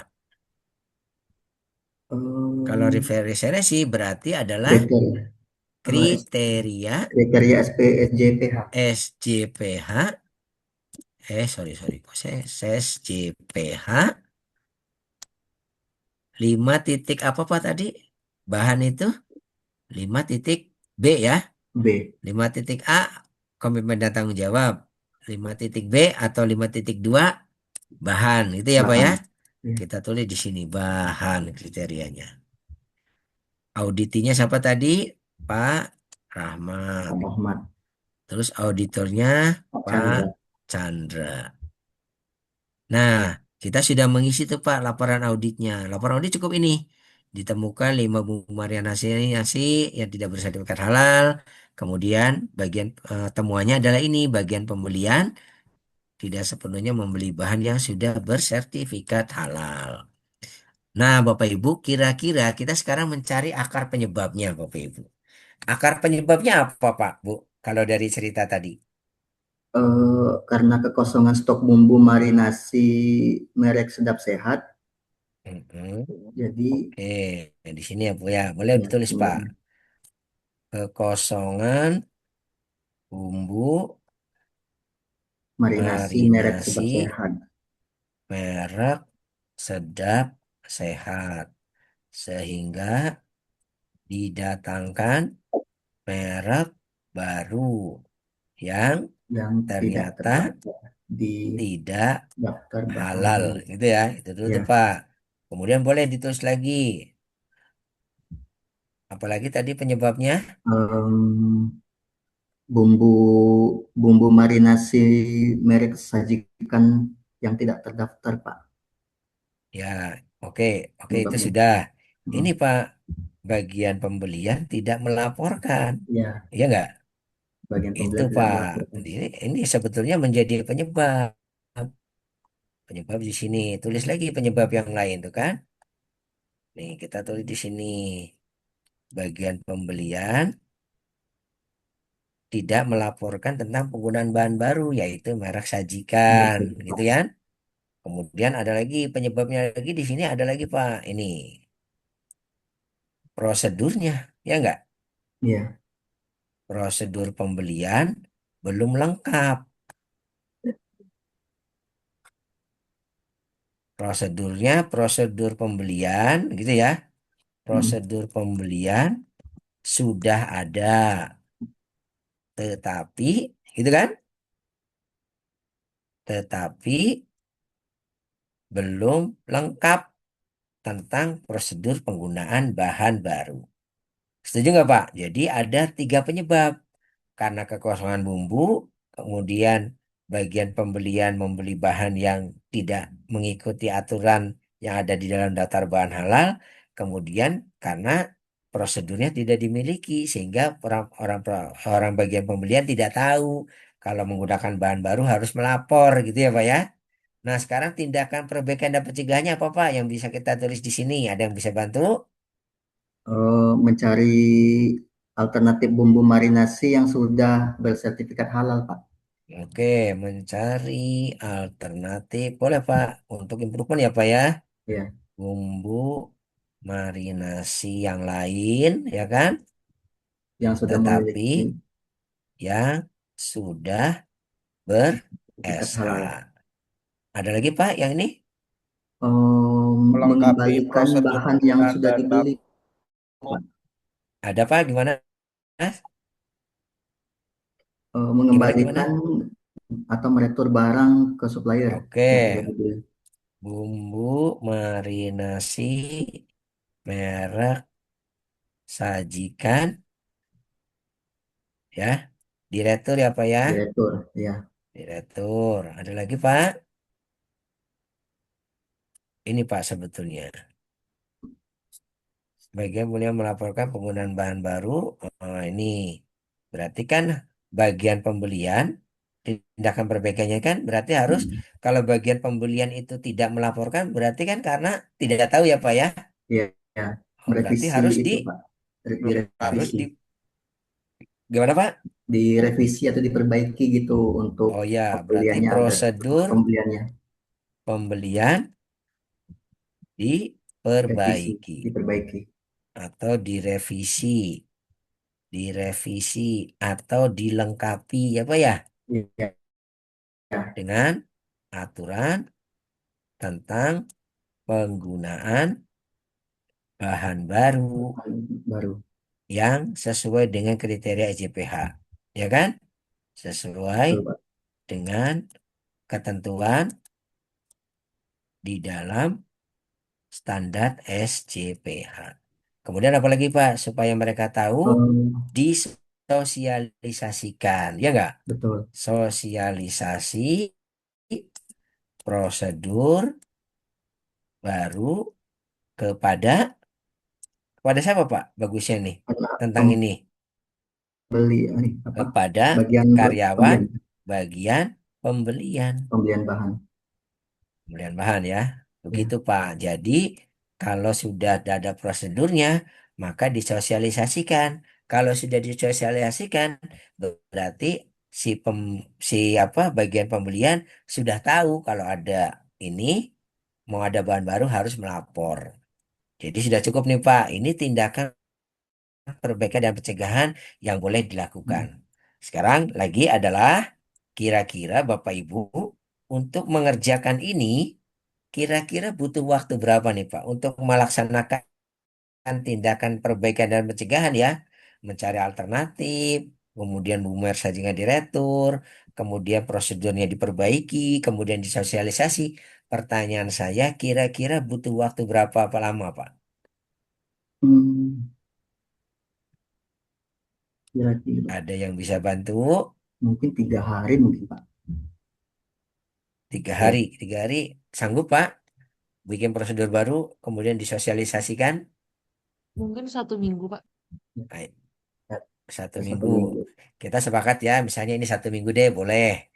Nah, berarti kapan, Bu, rencana tanggal penyelesaiannya kalau 1 minggu? Tanggal 17 Maret 2026. 17 Maret 2026. Nah, Bu ya. Nah, sekarang bayangkan bahwa udah nih, auditnya sudah selesai, kemudian mereka melakukan tindakan perbaikan, ya mereka nyari bumbu baru, kemudian bumbu marinasinya sudah diretur, kemudian prosedurnya diperbaiki, kemudian prosedurnya disosialisasi, dibiarkan mereka melakukan tindakan perbaikan dan pencegahannya, Bapak Ibu. Sekarang tugasnya auditor nih kembali. Tugas auditor adalah melakukan yang namanya verifikasi, Verifikasi. memastikan tindakan perbaikan dan pencegahan sudah dilakukan. Nah, sekarang kira-kira Pak tanggal berapa auditor melakukan verifikasi? 18 Maret. 18 18. Maret. Jadi verifikasi dilakukan setelah janjinya ya, Pak ya. Jadi Ya, Bapak bisa jadi auditor nih. Si auditornya janji tanggal 17 Maret. Kemudian Bapak auditor datang tanggal 15 Maret. Nggak fair ya, Pak ya. Saya ya. janji 17 Maret selesai kok Hmm. datang 18 ya mungkin masih belum diselesaikan gitu ya, Pak ya. Maka datanglah sesuai janjinya. Kalau misalnya 17 ya 18-nya datang untuk memastikan bahwa dia sudah lakukan. Apa Pak yang harus Bapak tulis, yang harus Bapak Ibu laporkan untuk menjelaskan tentang aktivitas verifikasi ini? Kira-kira apa Pak? Telah mencari Telah alternatif bahan diganti, marinasi. Iya, terima telah kasih diganti bumbu ya. marinasi yang bersertifikat halal. Alternatif bumbu marinasi halal sudah didapatkan. Yaitu merek, misalkan gitu ya Pak ya. Ya, Yaitu merek, misalnya apa ya? Ternyata mereknya yang benar itu merek Sajiku ya Pak sedap, ya. sedap sehat. Sedap Sedap sehat. sehat kan sudah. Kalau alternatif kan boleh yang lain Pak. Oh, yang lainnya. Misalnya mereknya Rasa enak. apa ya? Bambu. Nah, Sayonara, Pak. mereknya bambu. Ya kan? Berarti sudah ada bumbu alternatif marinasi mereknya bambu yang sudah bersertifikat Halal. halal. Gitu ya. Nah, pertanyaan lagi nih Pak. Kalau sudah begini, apa yang ditanyakan lagi oleh auditor tadi? Selain jawaban, ditanya Bukti. adalah bukti. Makasih Bapak. Kira-kira buktinya apa yang ditunjukkan? Oh, Kalau menunjukkan bahwa si apa sudah ada merek baru eh, namanya merek bambu yang sudah Nota bersertifikat pembelian, halal. Pak. melampirkan nota pembelian, Pak. Oke, nota pembelian ya, nota pembelian Bahan bumbu marinasi ya kan, merek bambu. apa Bambu. tadi bambu ya, bambu sebanyak misalnya 3 karton. Itu siapa ya contoh. Ini sudah jadi bukti Pak, kalau memang sudah dibeli dan memang sudah halal, ya kan? Kemudian apalagi nih? Jawaban lagi Pak. Melakukan pengembalian barang tadi, Pak, yang Oke, ya bumbu marinasi sajikan Diretur. 10 karton sudah diretur. Apa buktinya Pak? Nota melampirkan retur ya Pak ya? nota. Nota retur tanggal misalnya tadi tanggal 13 Maret gitu ya, 2026 terlampir. Pak, maaf Sebagai itu bukti Pak. cuma Pak, maaf itu cuma 5 karton aja, bukan 10. Oh iya, maaf. Bumbu marinasi, oh ya, 5 karton ya. Terima kasih Bu. Oke, sekarang lanjut lagi. Apalagi yang harus kita tulis nih? Verifikasi. Prosedur ya. Prosedur pembelian Merevisi prosedur pembelian. sudah Direvisi. Ya. direvisi. Nomor revisi misalnya 01. Iya, Ya kan? Pak. Ya, Pak. Kira-kira buktinya apa, Pak? Misalnya fotokopi apa ya? Fotokopi prosedur terlampir. Ya nggak? Betul. Sudah cukup, Pak? Ada Itu lagi, Pak, Pak? apa bukti Sudah dilakukan Sosialisasi. sosialisasi, Pak. Oke. Sosialisasi. Sosialisasi prosedur baru Dan bukti sudah dokumentasi foto. dilakukan. Misalnya dilakukan dilakukannya misalnya tanggal 15 ya Bu ya. 15 Maret 2026. Ya enggak? ya Nah, kalau gitu Pak, Buktikan apa nih buktinya Pak? dokumentasi. Dokumentasi foto terlampir. Dokumentasi, bukti kemudian foto kegiatan, ya enggak Pak? ya daftar Foto hadir Pak, kegiatan, apalagi daftar hadir, notulen Pak, notulen, boleh, terlampir. Harus mungkin undangan juga dilampirkan ya Pak, Pak. Hah? mungkin undangan sosialisasi Oh juga. boleh, boleh. Misalnya dia dokumentasi. Oh ini dulu ya, undangan ya Pak ya. Ya, undangan Pak. Undangan meeting, ya kan? Ya, Kemudian dokumentasinya, kemudian foto kegiatannya, daftar hadirnya, notulenya terlampir. Sudah, ini bukti-bukti bahwa mereka sudah melakukan apa yang dijanjikan, yang dituliskan di dalam tindakan perbaikan dan pencegahan. Auditornya siapa, Pak? Pak Chandra, Pak Chandra. Kemudian di sini auditinya siapa, Pak? Pak Rahmat, Pak Rahmat, Pak Rahmat. Penyeliannya siapa, Pak? kita Pak. Ya? Penyeliannya Enggak kita, dong. Kartika. Ibu Kartika, Ah, Ibu Ibu Kartika. Kartika. Di cerita itu kan yang Ya, penyeliannya Ibu Kartika, Pak. Nanti kalau Bapak sudah jadi apa? Penyelia, laporan audit, Bapak harus tanda tangani, Pak, biar Bapak tahu, oh, ini di bagian ini ada apa?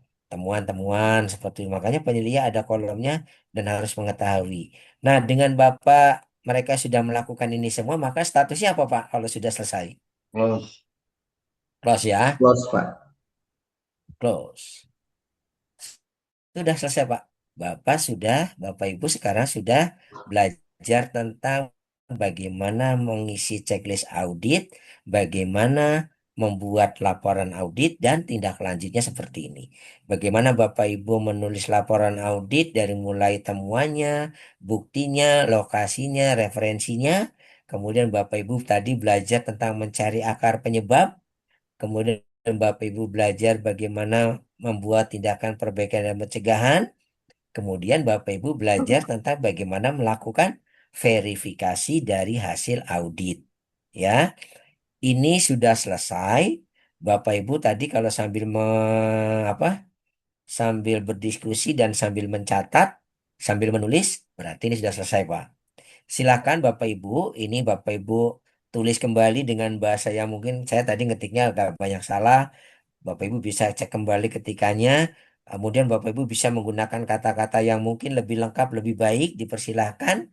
Kemudian setelah selesai, disimpan dan kemudian diupload sebagai tugas 3. Jadi tugas 3 sudah selesai nih. Masih ada waktu 15 menit untuk Bapak Ibu melanjutkan pengerjaan ini sambil boleh bertanya-tanya jika ingin ada yang ditanyakan pada materi ini. Silakan Bapak Ibu. Ininya saya close apa tidak? Atau saya close Close aja aja, ininya? Pak. Hah? Boleh, Pak, di-close. Hebat ya. Biasanya teriaknya jangan Pak gitu. Tapi sekarang close ya. Oke, saya belum close dulu. Silakan Bapak Ibu. Apa kalau ingin. Tapi tolong Bu ya. Jangan menjawab. Jangan mengirimkan file di yang dilaporkan kepada fasilitator hasil screen capture. Ya, nggak boleh. Berarti nggak kerja dong, gitu ya. Bapak menulis kembali saja apa yang sudah kita bahas. Kemudian boleh menggunakan bahasa sendiri. Yang penting kita memahami maksudnya, gitu ya, Pak ya. Silakan Bapak Ibu eh, melanjutkan mengerjakannya. Masih ada waktu kurang lebih 15 menit Bapak Ibu untuk menyelesaikan. Silakan Bapak Ibu. Boleh minta tolong, Pak. Scroll lagi ke atas, Pak. Tuh kan? Mau lihat yang checklist. Boleh. Tuh, checklistnya seperti ini. Tapi kalau ada ketikan-ketikan saya yang kurang benar, diperbaiki ya Bu ya.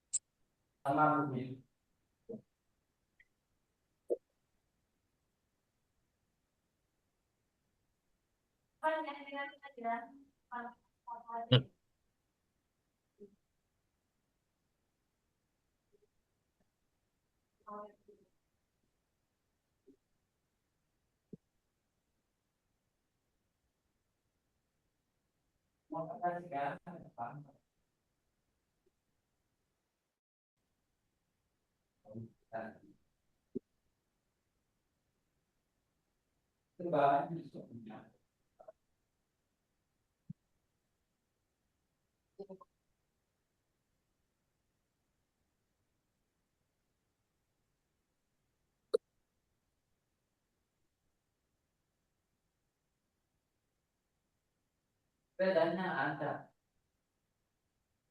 Tapi sebenarnya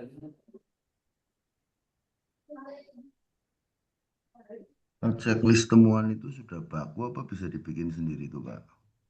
Gimana, Pak? Checklist untuk temuan kayak contoh yang Bapak sampaikan itu ada bahan, ada produk itu baku apa bisa kita bikin Nah, sendiri, Pak? jadi begini, Pak. Checklist itu kan sebetulnya isinya adalah persyaratan-persyaratan. Ya, Pak ya? Iya, Jadi persyaratan di dalam EJPH kan banyak tuh, Pak. iya, Tentang tentang komitmen dan tanggung jawab apa, tentang bahan apa, tentang proses apa. Makanya kami mencoba membuat yang banyak itu, ya Pak ya, menjadi sebuah bahasa yang sifatnya checklist, mudah dimengerti gitu ya. Sebetulnya tidak baku Pak, kalau Bapak misalnya pengen membuat checklist sendiri, tapi kan dasarnya tetap SJPH ya Pak ya. Iya, maka Bapak boleh misalnya, oh kayaknya checklist yang kami buat dari Hal Institute ini kayaknya kurang, ada yang belum dimasukkan. Bapak boleh modifikasi Pak, untuk melengkapi checklist Bapak. Silakan. Tapi yang penting jangan sampai menyimpang gitu Pak ya. iya, Jangan Pak. sampai kemudian nggak salah fokus gitu loh. Karena kan standarnya kan ada di dalam EJPH dan ada sebetulnya Pak di dalam Kekkaban nomor 20 itu Pak. Kemarin sudah di-share ya Pak ya Kekkaban 20. Ya, Itu kan isinya kan persyaratan di dalam 5 kriteria. Maka checklistnya dibikin supaya lebih mudah dibikin per kriteria. Nah, di dalam kriteria itu ada persyaratan, persyaratannya dimasukkan. Bapak nanti kalau sudah membaca yang dari kami, kemudian Bapak merasa bahwa, oh ini kayaknya perlu ditambahkan nih. Ada item yang harus ditambahkan berdasarkan Bapak yang sudah diamati di checklist di dalam apa Kepkaban 20, tambahkan silahkan Pak untuk melengkapi checklist ini. Itu ya Pak ya, silakan.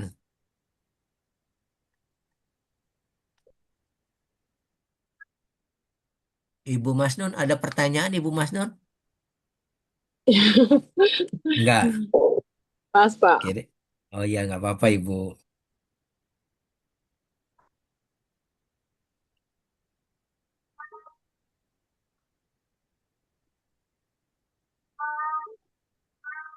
Mudah-mudahan yang tugas 3 ini bisa selesai ya, Bapak Ibu. Belum. Ini kemarin itu Mbak Linda kurang ininya belum apa ID halalnya yang dari Izin Pak, boleh lihat itu yang scroll ke bawah lagi nggak? dulu surat keterangannya. Oh, sudah nih. Sudah. Sudah, tak kirim fotonya. Pak, silakan Pak.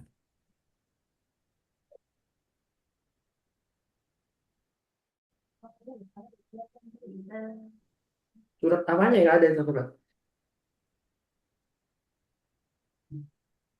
Kemana? Ujian apa, Pak? Iya sambil mengerjakan tugas. Oh ini dari pagi tuh ngantuk saya. Sudah, itu. Tapi kan kemarin nota ayamnya kan bukan dari Andri. Iya ini kan Pak. Tak anu lagi Pak, tak revisi lagi. Sudah saya kirim. Iya.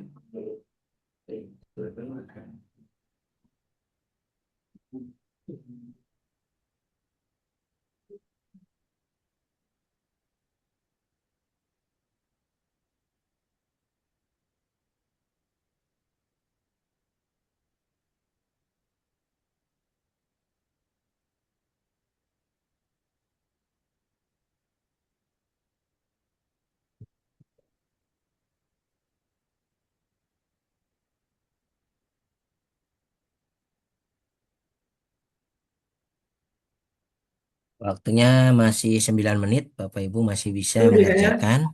Mas Yudi kayaknya.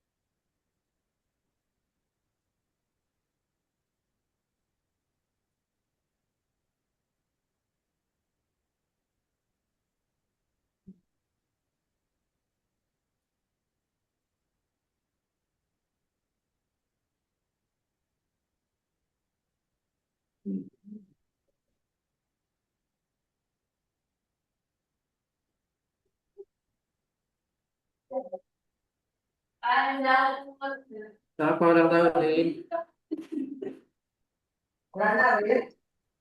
Izin Pak, boleh scroll ke bawah lagi ini. Terima kasih.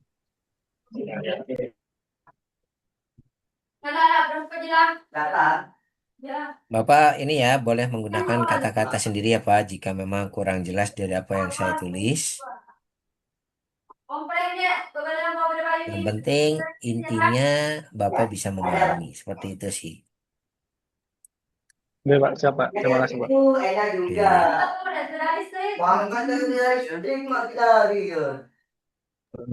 Pak mohon izin Pak, ini untuk tanggal pengerjaannya tanggal hari ini atau Enggak dong, kan kita berdasarkan sesuai studi kasus Pak. oke sesuai Iya, sesuai proses. tanggal auditnya kan di studi kasus tanggal berapa tuh Pak? Kan tanggal 10 Maret ya 2026. Iya, Hmm, oke oke baik. Terima kasih Pak.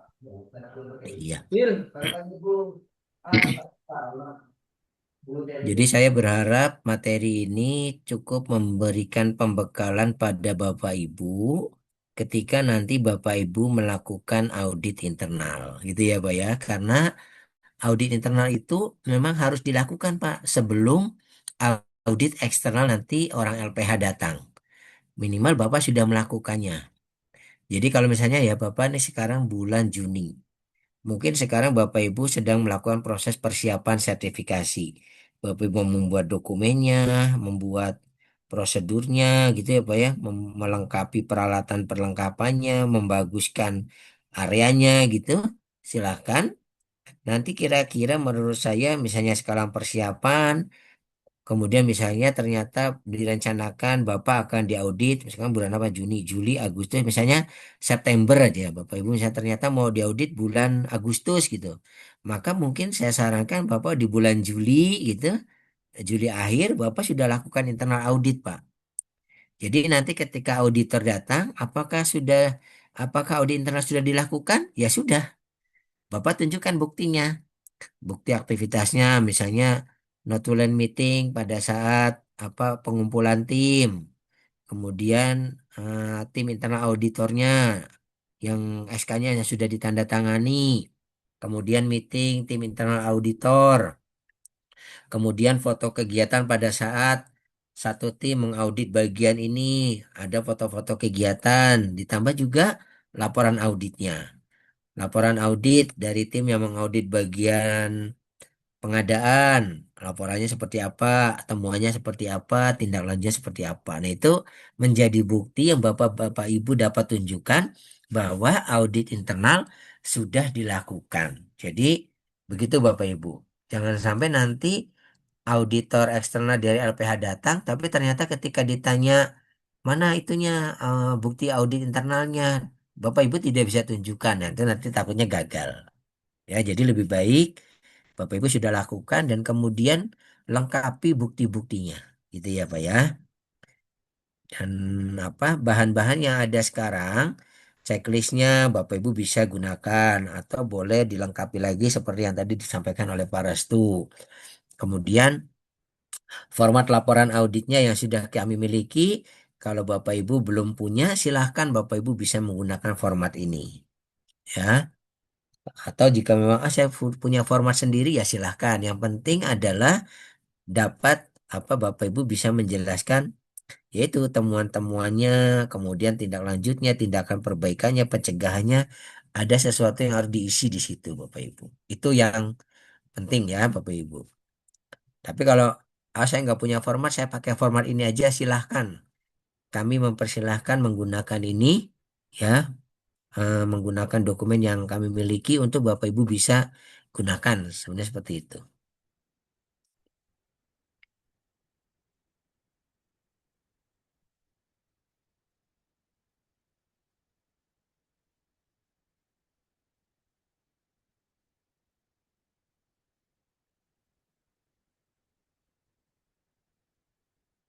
Kayaknya ini sudah bisa ditutup. Waktu saya tinggal 2 menit lagi. Sebentar ya.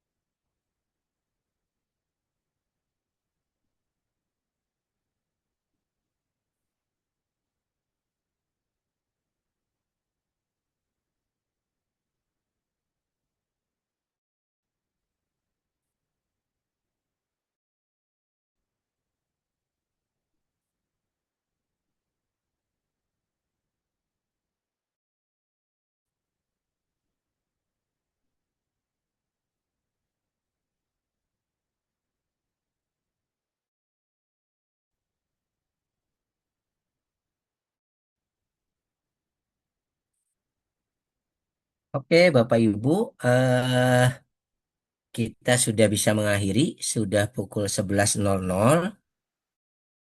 Saya mengucapkan banyak terima kasih atas antusiasme Bapak Ibu sekalian mengikuti materi ini. Kemudian mudah-mudahan apa yang sudah kita bahas, kita diskusikan ya, kita pelajari bersama bisa memberikan banyak manfaat bagi Bapak Ibu nanti yang akan bertugas sebagai penyelia halal. Jangan lupa Bapak Ibu jaga integritas kita ya sebagai penyelia, ya tunjukkan kita mampu dan kemudian kita mampu mengantarkan pelaku usaha mendapatkan sertifikat halal sesuai dengan harapan yang pelaku usaha bebankan pada kita sebagai penyelia yang sudah disekolahkan di pelatihan ini. Mudah-mudahan apa yang saya sampaikan bermanfaat. Saya mohon maaf jika ada kekurangan, Bapak Ibu. Eh, kita bisa langsung tutup saja ya. Jadi nanti Bapak Ibu kita bisa akhiri sesi ini, kemudian Bapak Ibu bisa langsung beristirahat. Ini hari Jumat Bapak Ibu, jadi istirahatnya panjang. Sholat Jumat. Kita akan ketemu lagi pukul 13.00 ya Bapak Ibu. Nah, untuk yang laki-laki, bapak-bapak silahkan persiapkan diri untuk sholat Jumat.